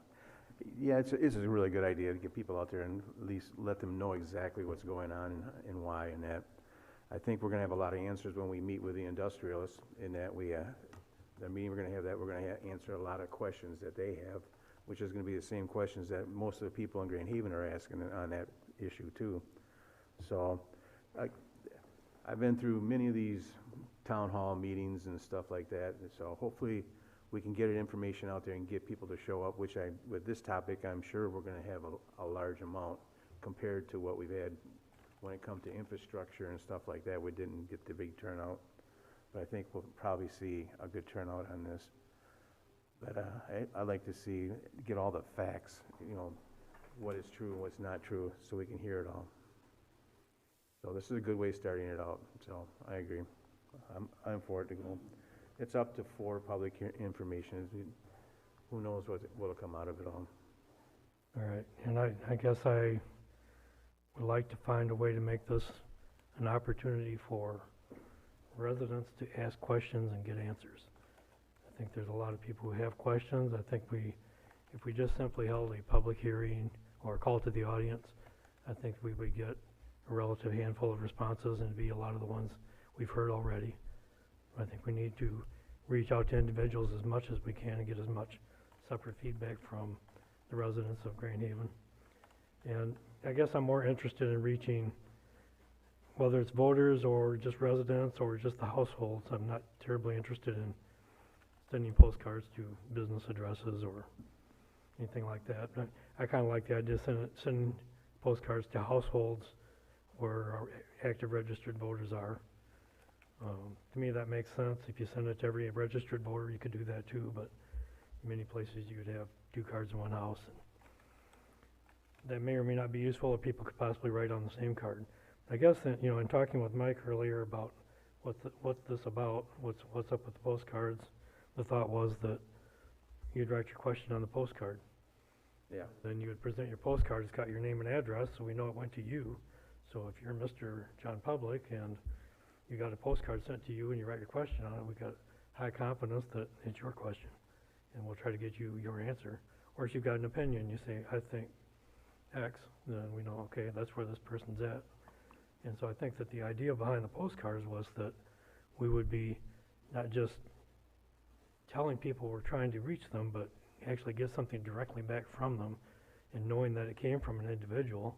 We're not trying to line up questions or opinions with individuals for any other reason other than just knowing that we've reached everybody that we can possibly reach, and we've gotten something back from most of these people, those who chose to respond. So I think that was the point of the postcard. As far as what the meetings would look like, I guess I don't know exactly what these meetings would look like. I don't know if it's just people bringing in cards and we read their questions and try to answer them, either on the spot or get back with questions or go with answers, or have people come up one at a time and present whatever it is they have to say. I guess that's kind of leaning on you guys. Is what did you have in mind? I agree, Bob. If you have questions, send out to the people. Some of them can't make it to the meetings. And it would be nice if we had a postcard having them reply back to us, because a lot of it's going to be repetitious over and over, but we could at least get their cards back to us and then get what they want. I think that would be very helpful for us, more so than just sending a card and having them show up, because a lot of them don't show up. Because they're either A, working, or B, they got kids at home, they can't go, or there's other excuses why they don't show up. So it'd be nice if we had a postcard you send out to them, like you said, was to ask the question. You don't have them say, send it back to us, so we have some kind of interaction with people that don't show up. I think that's a great idea. Yeah, and I'm concerned that when we hold a public meeting such as this, we have a pretty good group here. We had a larger group earlier, but compared to the population of the city, you know, you don't get that many people showing up. They either don't come out, don't want to come out, don't want to stand up in front of anyone else. So I think that was the whole point of trying to reach out to individuals as much as we can to get as much direct feedback or questions that we can answer. And that way we can generate the information that people think they're looking for. So I guess going back to what do these meetings look like? Yeah, that was my thought as well with the postcard, was it gave folks an avenue who couldn't maybe attend a meeting, drop it off in a Dropbox or you know, send it back one way or the other with at least a question that we could get an answer to. Kind of envisioning, you know, some information folks can, you know, share in a 5 or 10 minute session what their thoughts are and where they're heading, from the BLP, from Grand Haven Energy, from Eagle, from whoever wants to present where we are and where they think we're going to go, so that everybody kind of hears it from the same place at the same time, and kind of can develop, you know, some information and maybe questions. There may be people who have questions they want to put on a card during the presentations, and they can hand them down to whoever and get the information they're looking for.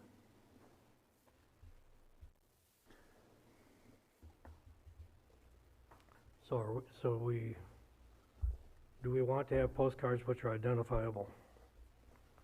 If somebody gets a postcard, they write a question, would it be better that those be anonymous, or that we know who it came from?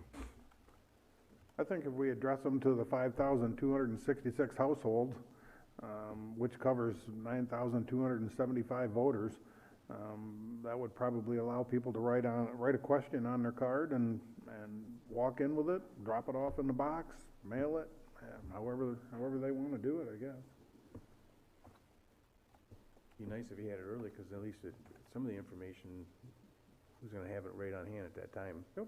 If you had the information, you can contact each and every organization ahead of time. If you got a question on, say, the energy organization or the BLP or the bond council or whatever you want, if you write that down, we can get someone to us early enough.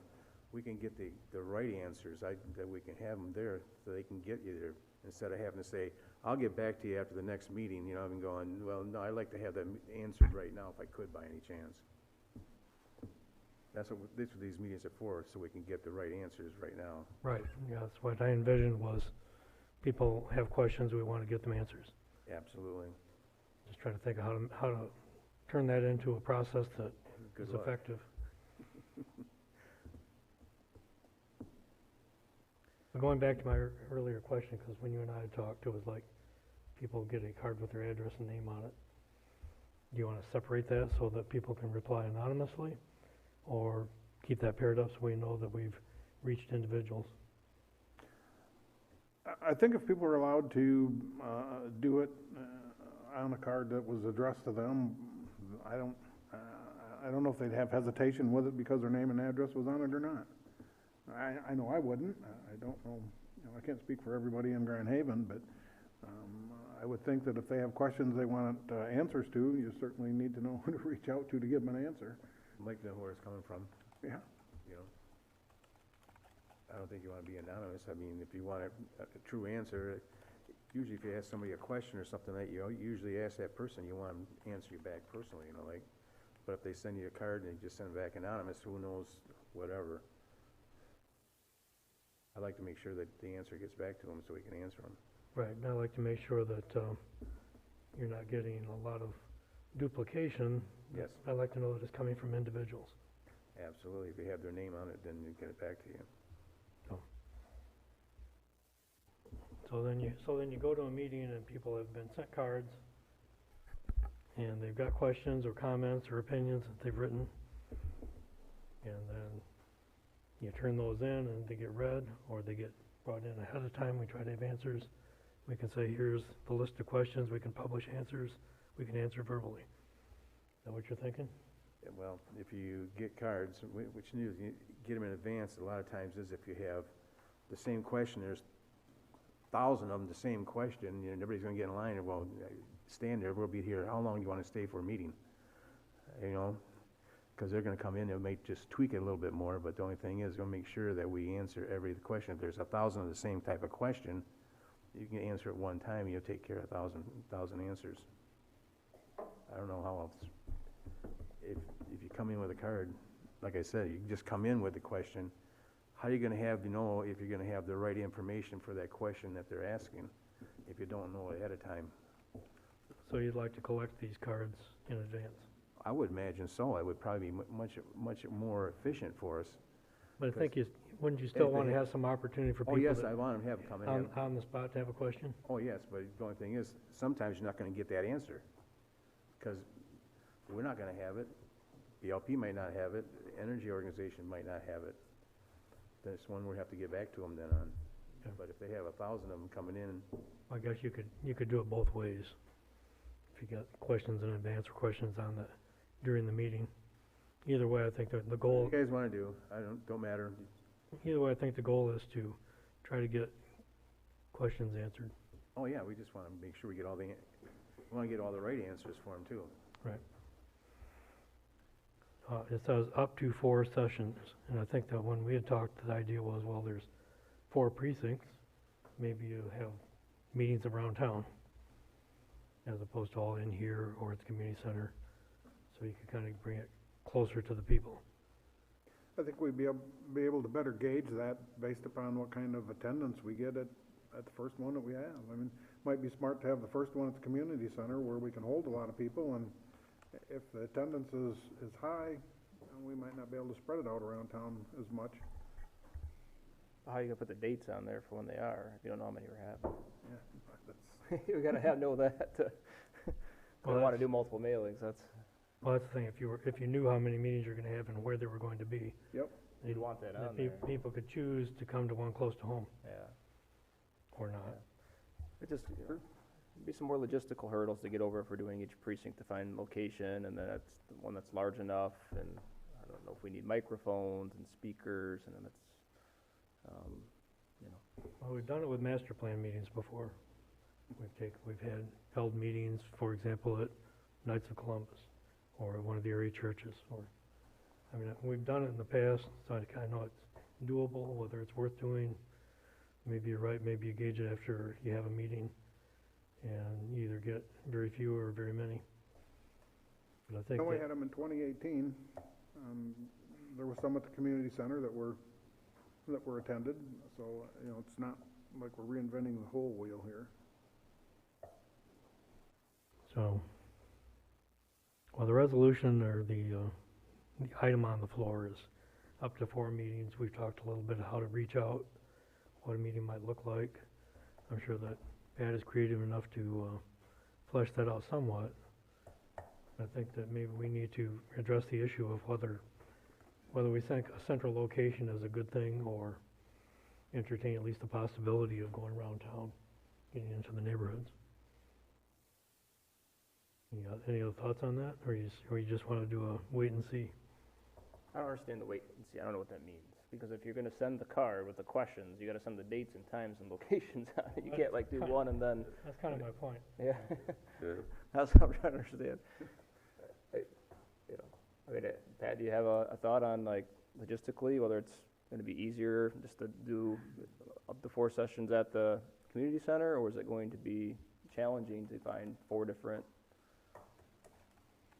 No, we can certainly do it, whatever you like. We've been successful before finding 4 locations around town, but, would we be Might be larger crowds. spreading it too thin though? And are you gonna have 4 of the same meeting with maybe the same groups of people showing up with the same message at the 4 meetings? It's a very, a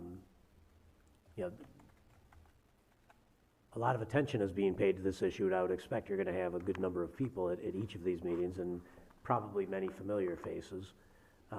So maybe you do 2, one on each side of town, and, St. Pat's and the community center, something like that. And you're talking about sending out a postcard, giving people a couple weeks to make a response, and then give a little time for us to, compile and collate those questions and present you as something, as well as potentially 3 or more outside groups to give them time to prepare a presentation, which would then be given at each of these 2 meetings. So it's a somewhat of a complex series of things that needs to happen, and it's probably not going to happen all in July. We probably want to maybe schedule these meetings in August, spend July getting the postcard together, setting the meetings up. They're held in August, maybe a week apart on a Wednesday night is just a thought. In the evening, because you want people who are working to be able to be there, maybe a 6 p.m. meeting at the community center, and then I just threw St. Pat's out because they got a pretty good sized room that you could use, and we need to check with them. Maybe Griffin School, is another opportunity on the east side. Ferry School. Might be kind of hot in August in there, so maybe back to the church again. I could certainly do that, get a postcard together for all of you to look at. I was thinking to have, a very easy thing for people to do is to go onto the website and offer their comments that way, but it sounds like maybe you don't want to do that. You want to have them a little old school, write on the card, drop the card off in the drop box, or deliver it to City Hall. In order for your question to be submitted, you do it on the card, and we're not taking feedback any other way. Is that what I'm hearing? Do you want to limit it to just these postcards that people are going to turn in? And then we use that intelligence that we collect to provide it to Board of Light and Power, Grand Haven Energy, and Eagle as 3 distinct groups. Give them each 10 minutes. That's the first half hour. Second half hour is people are able to come up and ask their questions directly, and you'll be able to hear directly from people who show up then. They'll try to keep it to an hour, or I don't know what. That's in addition to anything somebody might send in advance? Pardon me? That's in addition to whatever cards are sent in advance. Right. If they want to show up at the meeting. We would have that 1,000 of the same question that Mike is talking about, then you would have those ahead of time. Right, and hopefully those would be addressed during the presentations, and then nobody would need to ask that same question again. So you have a half hour of, and I 10 minutes keeps it at least interesting to your audience. It's not the same entity presenting for 45 minutes, somebody else presenting for 45 minutes. That gets to be a little bit exhausting at the end of the day. You want it to be efficient with people's time. So if you'd like, I'll put that together and get those dates set out.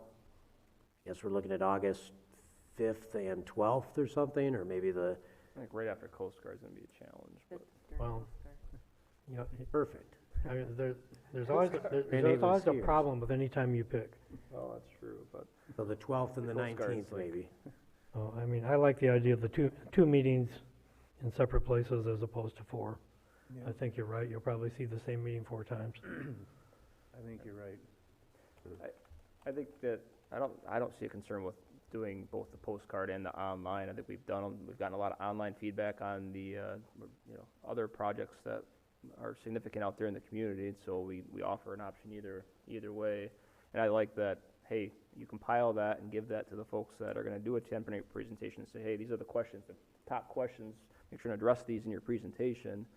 It seems like it's probably gonna be still a lot of questions, like an hour seems more reasonable for questions, so a half hour for presentations, an hour and a half, I think seems reasonable with the size of the topic that we have here, but that's, Yeah, I think that could work. I will look at the 11th and 18th, our 2 Wednesdays the week after Coast Guard. One of those will be the Wednesday after a council meeting, but that's fine. And there's zoning board of appeals that night as well. So you might conflict with that, but unless you want to go to a Thursday night. I think evenings are good and Okay. whatever works.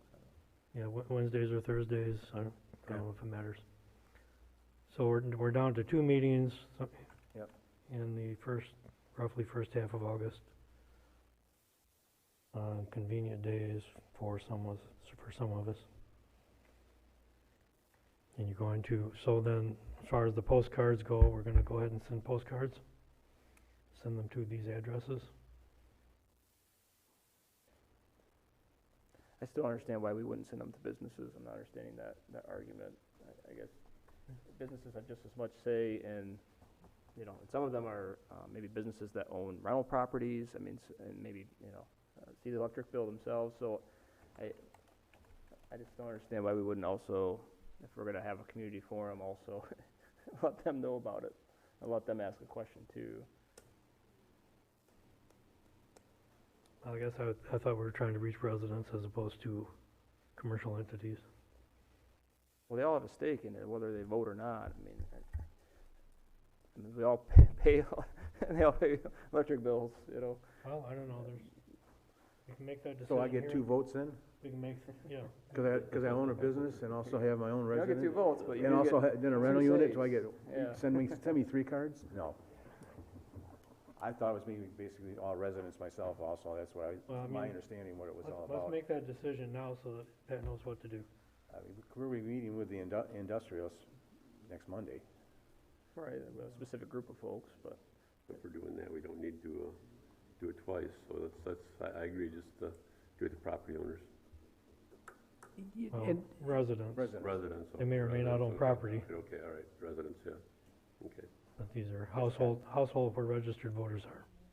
I guess I'm gonna just say, there's been, and this is specific to the snow melt issue, but there's been at least 24 cards that have come in on the snow melt issue from our downtown, either business owners or property owners.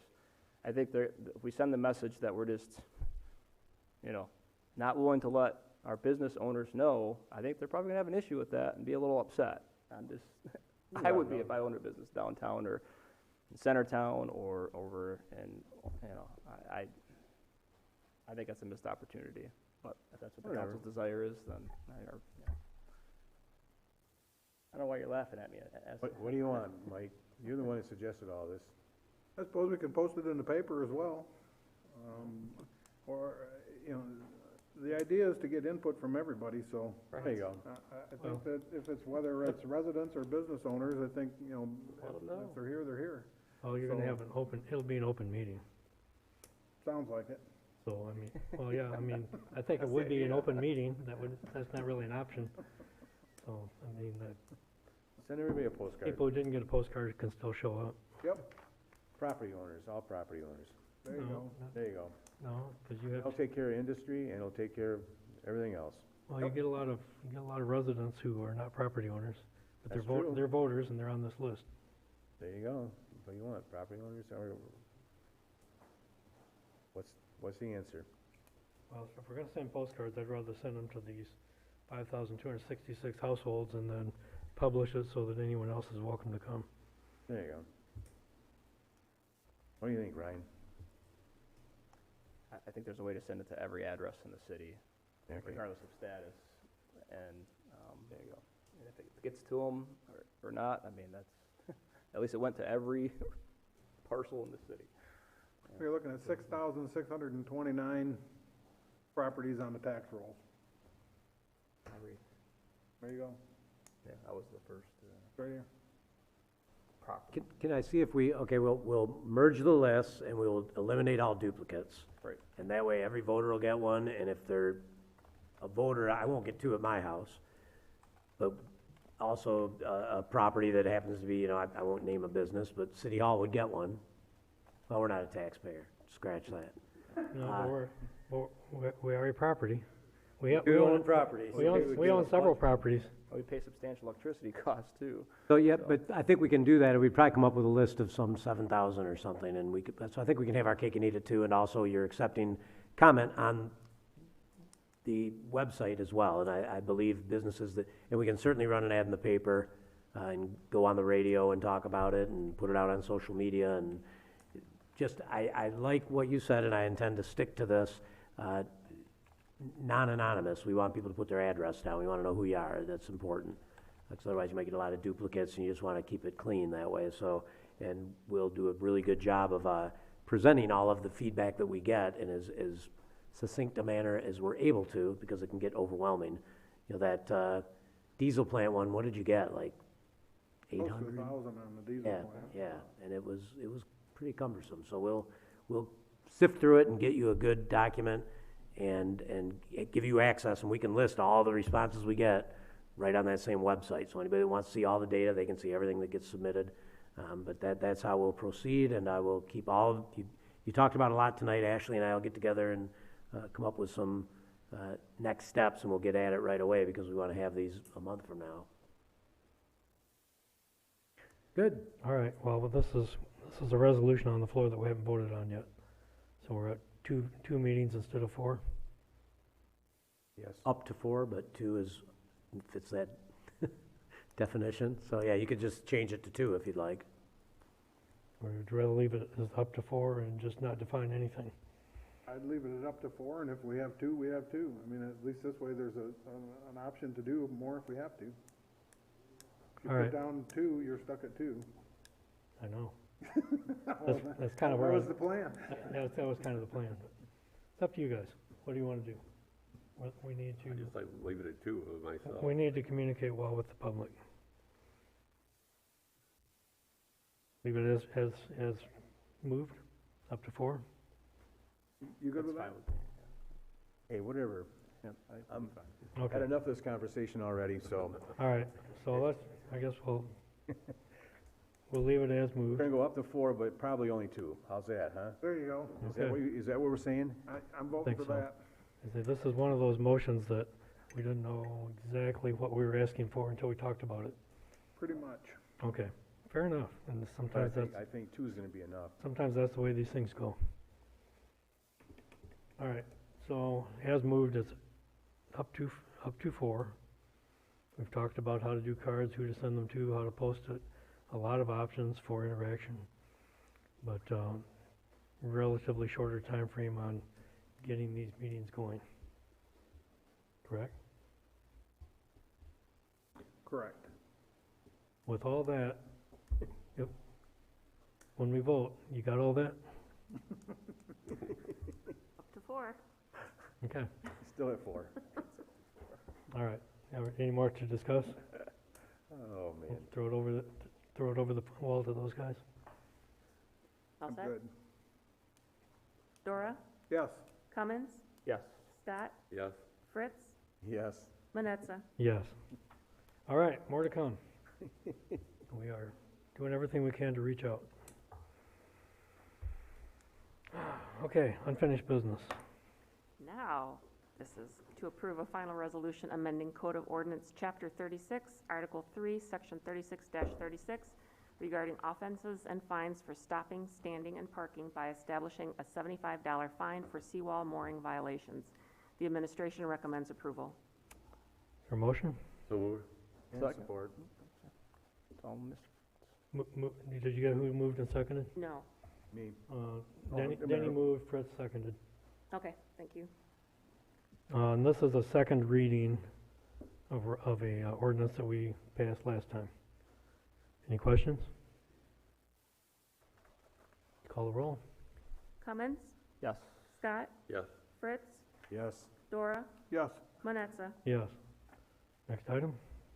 Next item is to approve a final resolution amending Code of Ordinance Sections 18-1, 18-79, 18-95, and 18-96 pertaining to the provisions of harbor and waterways to provide for removing vessels improperly berthed at the city marina and along the seawall. The administration recommends approval. Is there a motion? So moved.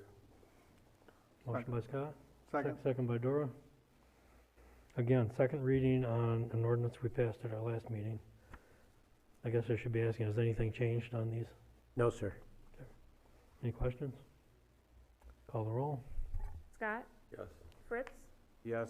Dora? Yes. Cummins? Yes. Manetza? Yes. Next item? And let's see. Approve a final resolution adding Code of Ordinance Section 28-25 and 28-26 regarding the establishment of a police line, fire line, or clear zone. The administration recommends approval. Okay, is a motion? So moved. Motion by Fritz, Support. second by Scott. Any questions? Again, it's a second reading. Nothing has changed. Nothing has changed. Questions? Call the roll. Fritz? Yes. Dora? Yes. Cummins? Yes. Scott? Yes. Manetza? Yes. All right, brings us to report by city council. Who would like to go first?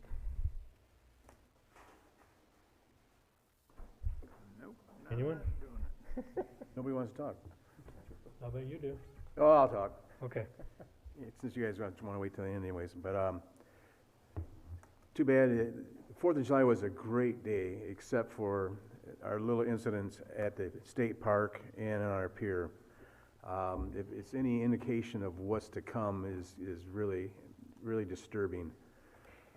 What happened out there was just really uncalled for. It was, if you were out there, if you had your family and you wanted to walk down the pier, you almost got thrown into the water. It was that bad out there. The fights, I think it's a new thing we have here now, to come to our beach and fight. I think that's what it's all about now. We need to get control out there. The state park is definitely out of control. And if it's anything we can see the rest of the summer, any kind of big events we're going to have here, we're asking for trouble. This TikTok thing and everything else that goes on, they invite people out there. If you look down there on the websites, you see where they invite everybody here because they're giving away free food and free booze and free everything you want to come. And I tell you what, they just come out there and they just come and they have fun, and it's what it's all about. We need to actually somehow or another get control of our beach, because our beach is the #1 thing that brings Grand Haven. When the sun shines, the beach is the place to be, and that's what brings the people here. And if we're going to have that kind of a control in our beach out there, it's not going to be a nice place to be in Grand Haven anymore. So I was pretty upset from what I seen and what I heard, so it's not the thing that we want to have. I don't know what it takes to get with the state park or whatever it is to get more control. What we have to do is we need to get control of our beach. So other than that, it was a great weekend. The fireworks were great. I mean, my neighborhood was lit up like crazy, so I tell you what, it was fantastic. If you sat on top of 5 Mile Hill and you looked out, you could see across the whole universe almost out there, and there was fireworks all over. It was beautiful if you want to see fireworks. But we didn't have fireworks on our hill, and we did not burn the hill down, so we saved it for Coast Guard, so Coast Guard can do that for us. So that's all I have to say for tonight. Thanks, Mike. Anyone else? Okay, I agree with Mike about the state park. It's just too bad things are going that way. We're a family-friendly town. We were anyways, and it seems like it's changing. It's changing all over, but to see it change right here in front of us is pretty sad. it's just, yeah, I don't know how we can control it either, Mike, but I know that we need to try to get a hold of it somehow, and this is not the Grand Haven we grew up in, that's for sure. No. So I just hope we can figure something out and how we can address this problem. The other thing is, a couple things. One thing, we've seen the signs around Grand Haven's too dense, and I've heard a lot of complaints about how dense Grand Haven's getting now, you know, and how crowded we're getting, and how we're trying to shove more people in this little town, and I kind of agree with that. I think again, it changes the dynamics of Grand Haven, and it's you know, it's not for the good, I don't think either. So I think we need to be careful where we're putting housing and how we're doing it, and let's not change Grand Haven to a metropolis area. We don't need that. We need to keep it Grand Haven. And then the other thing is that Jerry talked about is about the signs. You know, and the ordinance does say temporary signs, and when people have like support our police and they have something else, you know, and we kind of ignore how many signs they have out there, but then when it comes to political signs, all of a sudden we're enforcing that, and I think we need to step back a little bit, and I don't think we need a 30-day before an election. I think it more should be at least 60. I mean, absentee ballots come out 60 days or so before an election, so you know, I don't think I think we need to look at that ordinance and see what we can do about it. So that's all I have, Mayor. Okay, thanks. So I'm really looking forward to the candidate forum on Thursday at 6:30. Is it 6:30, right? Community Center. BLP starts at 6:30. Rock on. I don't have to talk, so I can at least learn about the different candidates. So I hope folks, you know, it's all part of the process, is getting informed about the candidates and their answers to questions. I look forward to the meeting with industry on Monday at 5 at the community center. Yeah, the July 4th weekend. I mean, clearly this was the place, or one of the biggest places to be, and that's fantastic that so many folks want to come and enjoy our boardwalk, our downtown, our community, our beaches, our pier. But it absolutely is concerning how some of the youth, not just in this community, I'm sure some of them, but some of them youth that are coming from outside of the community are choosing to behave. Some of the alcohol and marijuana and those types of things that they were using. I know that personally because I was working on Sunday for Ottawa County, and was a part of clearing the pier earlier in the day before it got further out of hand. And it sounds like later in the day it continued to be an issue, and so I'm sure our public safety is well aware of the concerns and is working on some solutions, and so I look forward to what they come up with on some of those issues. Thank you, staff, for everything that you've done to put our Beyond the Pier plans on the website, and also include a link so folks can provide feedback. It's been up for a little while now, so I appreciate that, and as well as all the sharing of it on social media. And then the diesel plant proposals as well are right on there, right front page, right when you get on there, and so that's good information sharing, transparency, and good way to gather feedback. And then on the yard signs, I think it makes, I think when I was on the planning commission at the time when we discussed some changes to the sign ordinance. So the idea of the temporary signs is that you don't have some like permanent pole sign put somewhere. It's you know, like a temporary type yard sign and that anybody could have one at any time. One, you know, maybe it's a railer putting something out there. But then certainly closer to elections, you may have more signs, although they wanted to stay kind of content neutral, that you weren't getting into just, you know, politics as far as more signs. But I think your point related to absentee ballots coming out, I think it's, you know, typically maybe more on that 45-day mark, so moving that up so you have more time even before that to kind of, so folks can start knowing, you know, who's running and gather information. I think that makes a lot of sense for us to take a look at least at the time frame on that. So I appreciate Ms. McCaleb's comments on that and would support looking at that. So thank you. Yeah, it certainly was an interesting weekend around town. I didn't get the opportunity to spend much of it here. My mother was a little ill, and we were at Mercy Hospital with her, but she has made it back home, so welcome back home, Mom. And as Ryan had mentioned, we have the League of Women Voters Forum coming up on Thursday. It starts at 6:30 with the candidates for the BLP, and then the candidates for City Council will follow sometime after that, completion of that one.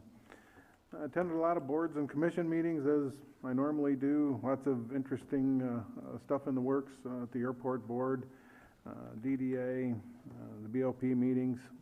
I've had a lot of conversation, as Denny had mentioned, with folks around town on the density issues that we are having and the changes that we had made to some lot dimensions and sizes that allow some of this to occur. I would be in favor of kicking that back down to the Planning Commission for them to take a second look at that and actually, see if that's the direction that we really want to go, based on now that we've kind of seen a little bit of what the end result of that could be. So I think that would be worthwhile exploring and having the Planning Commission take another look at it and actually see what they think again. The diesel plant, the Beyond the Pier plan are on the websites. I encourage everyone to go there, check them out, leave your comments, your thoughts. Like I say, the input's important to all of us, so leave those. And it may not sound like it, but one way or the other, we'll get a BLP, Grand Haven Energy information meeting straightened out somehow. It may require a lot more input, but we'll get it. And when it does come around, don't be shy to attend. Come on out to the meetings. I mean, we want to hear what you have to say, hear your questions and your thoughts, and get your input. So that's about all I have. Okay, well, thank you. Let me address two things that were said a couple minutes ago. On the signs, it hasn't been that long ago we adopted these rules on signs. It was one temporary yard sign per street frontage, anytime, pretty much all the time.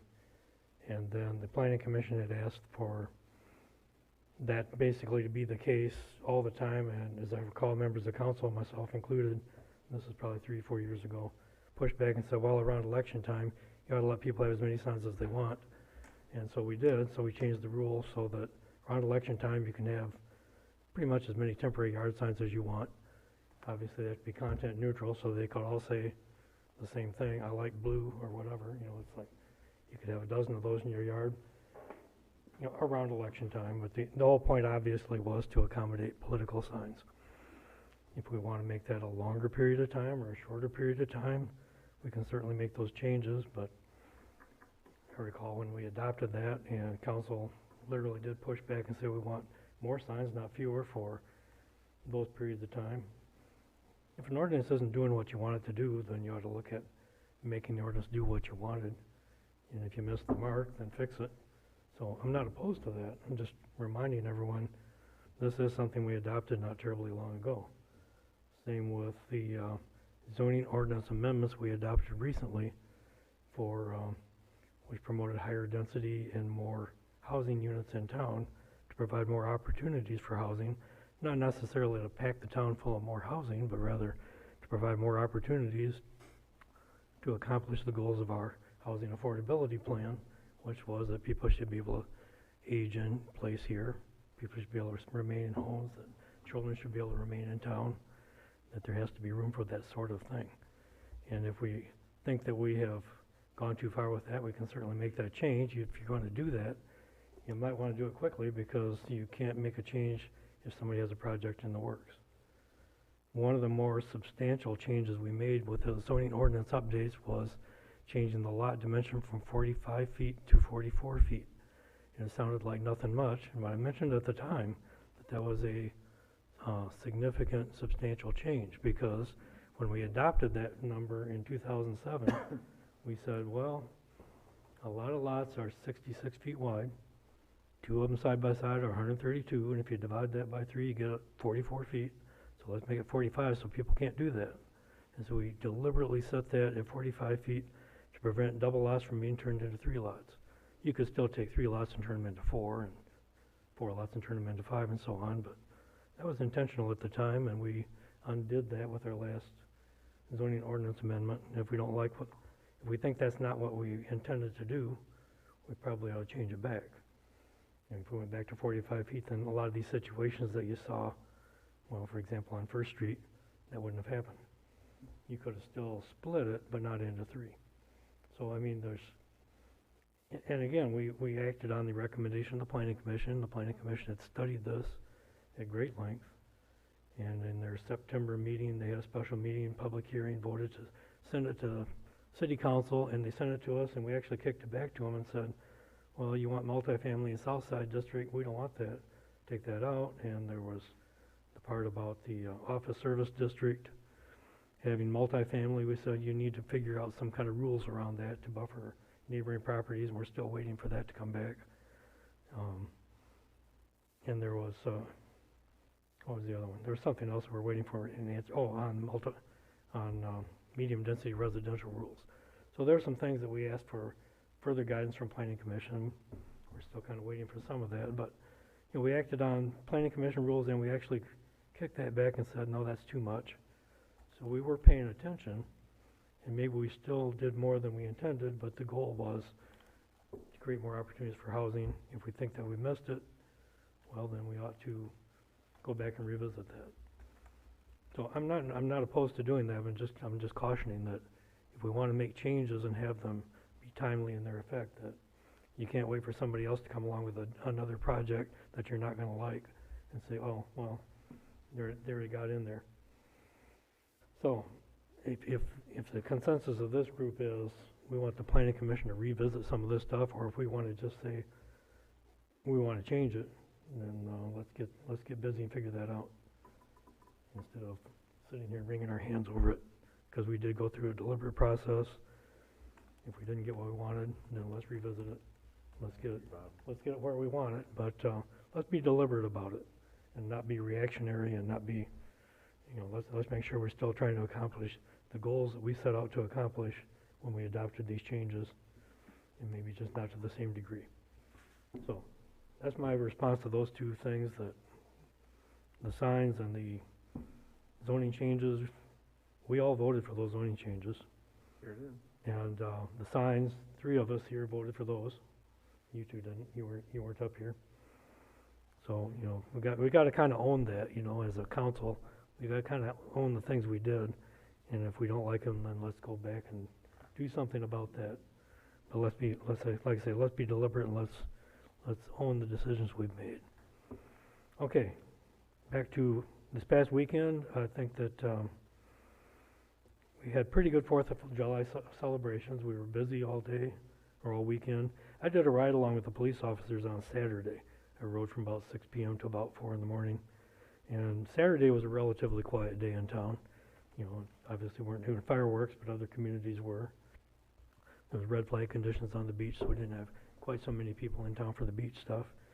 But I had a great time riding along. I rode with Officer Van Hook, and I love to get out and watch how the police interact with people when they have to talk to folks about this or that, you know, whether it's, you know, we walked the pier a couple of times, we walked downtown. Had to take a couple actions here and there, but, you know, it was always very respectful, very professional. And the guys are very good at handling situations and handling the public, and nothing gets out of hand. Nothing gets out of control when the officers are there to deal with it. So I appreciate that. I enjoy doing these, and I love to see the guys in action, or the gals, in action doing the, you know, protecting the public, doing the public safety work to protect the citizens. So I enjoyed that. I didn't enjoy hearing about the rowdiness on the beach. It's not the first time, probably won't be the last. And what you do about that, I don't know. There was 20 conservation officers at the state park, plus we had a crew of public safety folks down there, and you just had an awful lot of people doing whatever they felt like doing. That is one of the reasons why public safety has come to us recently with concerns about fireworks on 4th of July, or where's the carnival going to be at Coast Guard Festival. It's because there are some genuine concerns, and we're seeing a little bit of that we're not seeing more of it because we are being cautious. So I think that we should thank our public safety department and, you know, some prudent judgment by our staff and by others that things can always be a little more out of hand than you expected. We still managed to have fun. So hopefully we can find that balance. I didn't participate, but I attended the redistricting commission meeting in Muskegon. That was on a week ago Tuesday. And that was interesting because they're talking about how to redistrict the entire state based on the new census. And they're trying to make it as little of a political process as possible, which of course is not really possible, but try and do the best we can so that it's not blatantly partisan and favoring whatever party's in control over the other. So there will certainly be not a perfect answer, but maybe a better answer. So I have high hopes and high faith that this group of people are going to come up with good redistricting plans that will be more fair and more fair for the long haul. And I participated, as did Mr. Dora, in a beach cleanup. We went around and on last Thursday evening, picked up a whole bunch of stuff on the beach, and it was good to get out there. The wind was blowing pretty hard. Every time I'd pick something up, it'd get away from me and blow away, and I couldn't catch up. But I did pick up a bunch of stuff, put it in a bucket, and hauled it away. Way back. Yeah, it got on the way back. Yeah. Did pick up a whole bunch of empty beer cans, which aren't supposed to be there, but they're not there now. So those are all good things, and I guess that's pretty much all the comments I have. So at this point, I'd ask for a city manager's report. Thank you, Your Honor. I'm just assuming that those beer cans were empty when you got there. Yes, Okay. indeed. Okay. They're empty after you left, too. Yeah. I found them empty. I just wanted to point out a couple things. First off, the city, we've been very fortunate in that there's a consulting firm in Michigan that's just starting out, and they're considering using us as a kind of a pilot case to help us do some goal setting. You've been doing goal setting the same way for 16, 17 years. So I'm looking at this alternate approach. It's a new approach, and I'll be presenting a copy of that proposal to you, and he's going to do it at no charge because he's just starting in Michigan. And it looks very attractive and again, very different. It's called Storylines, and it's a goal-setting concept. It's a little bit of a departure from the way we've done it in the past. So I think it involves a little more effort on everybody's part, but I think it might be worth it. I think it might be time to try something a little bit different and a little more complete. In the past, we've gotten together, spent one evening together, and kind of hammered out goals at your ensuing council meetings. This might be a little more involved. So I'll be getting you some more information on that very shortly. I just received the proposal last Friday. And thank you for the feedback on the sign ordinance. It was adopted in 2019, so it was just year before last, those changes with the signs. And you're absolutely right that the content neutral element is bothersome to some, whether it says, respect our police, or hate has no home here, or anything, or vote for this candidate. That's all the same as far as our regulatory ability goes. We can't discriminate based on messaging, but you can discriminate based on time and size and location. So that's what you've done. So if you want to make it, I get the idea that absentee ballots are already out. It's very easy for us to draft an ordinance amendment that says 60 days. And we'll do that. And you can put up whatever you would like. So if you'd like, we can just do that. I don't know if you want to spend a lot of time, kick it back to a staff review or planning commission review, or just say, well, let's look at what the absentee ballot calendar looks like. We'll get back to you with some detail on that and maybe make a proposal for how you might change that. It made a lot of sense to me. But unfortunately, the content, and I shouldn't say unfortunately, it's free speech. You get to put whatever you want on that sign, and we can't say a thing about it. Whatever it says is you get one all the time per street frontage, and then before an election, you can put up multiple, as many as you want. If you want my advice, and I think many candidates might agree, I don't know, there's several in this room, if nobody was allowed to put up any signs, then everybody's on the same footing, and nobody has to put up signs. So you can just say 0 all the time, and then everybody can just run ads on social media, I guess. I don't know, but at least everybody would be at the same advantage or disadvantage, so I don't know how the... Save a lot of money and a lot of effort. Oh, yeah. So that's all I had tonight, Your Honor. Thank you very much. Well, thank you for that. All right, well then. Wait, I did have. Oh, you have something else? You are live on WAWL. Eric Kalin was not able to be here tonight because there was a conflict. It was either live music or city council. Well, that's easy decision. He had to make a difficult programming decision, but he did jump right over to city council, so you have been, most of your meeting was captured live on the radio tonight. And it is also on Facebook. Welcome back, Scott. It's great to have you here. It's been a while. And so the production quality is a little better tonight, and everybody was able to hear you just fine, I'm sure. Okay, sounds good. All right, then, that brings us to our second call to the audience. And since we had an audience that stuck around, I'm sure that there's somebody who'd like to speak. This time, members of the audience may address council on any item, whether on the agenda or not.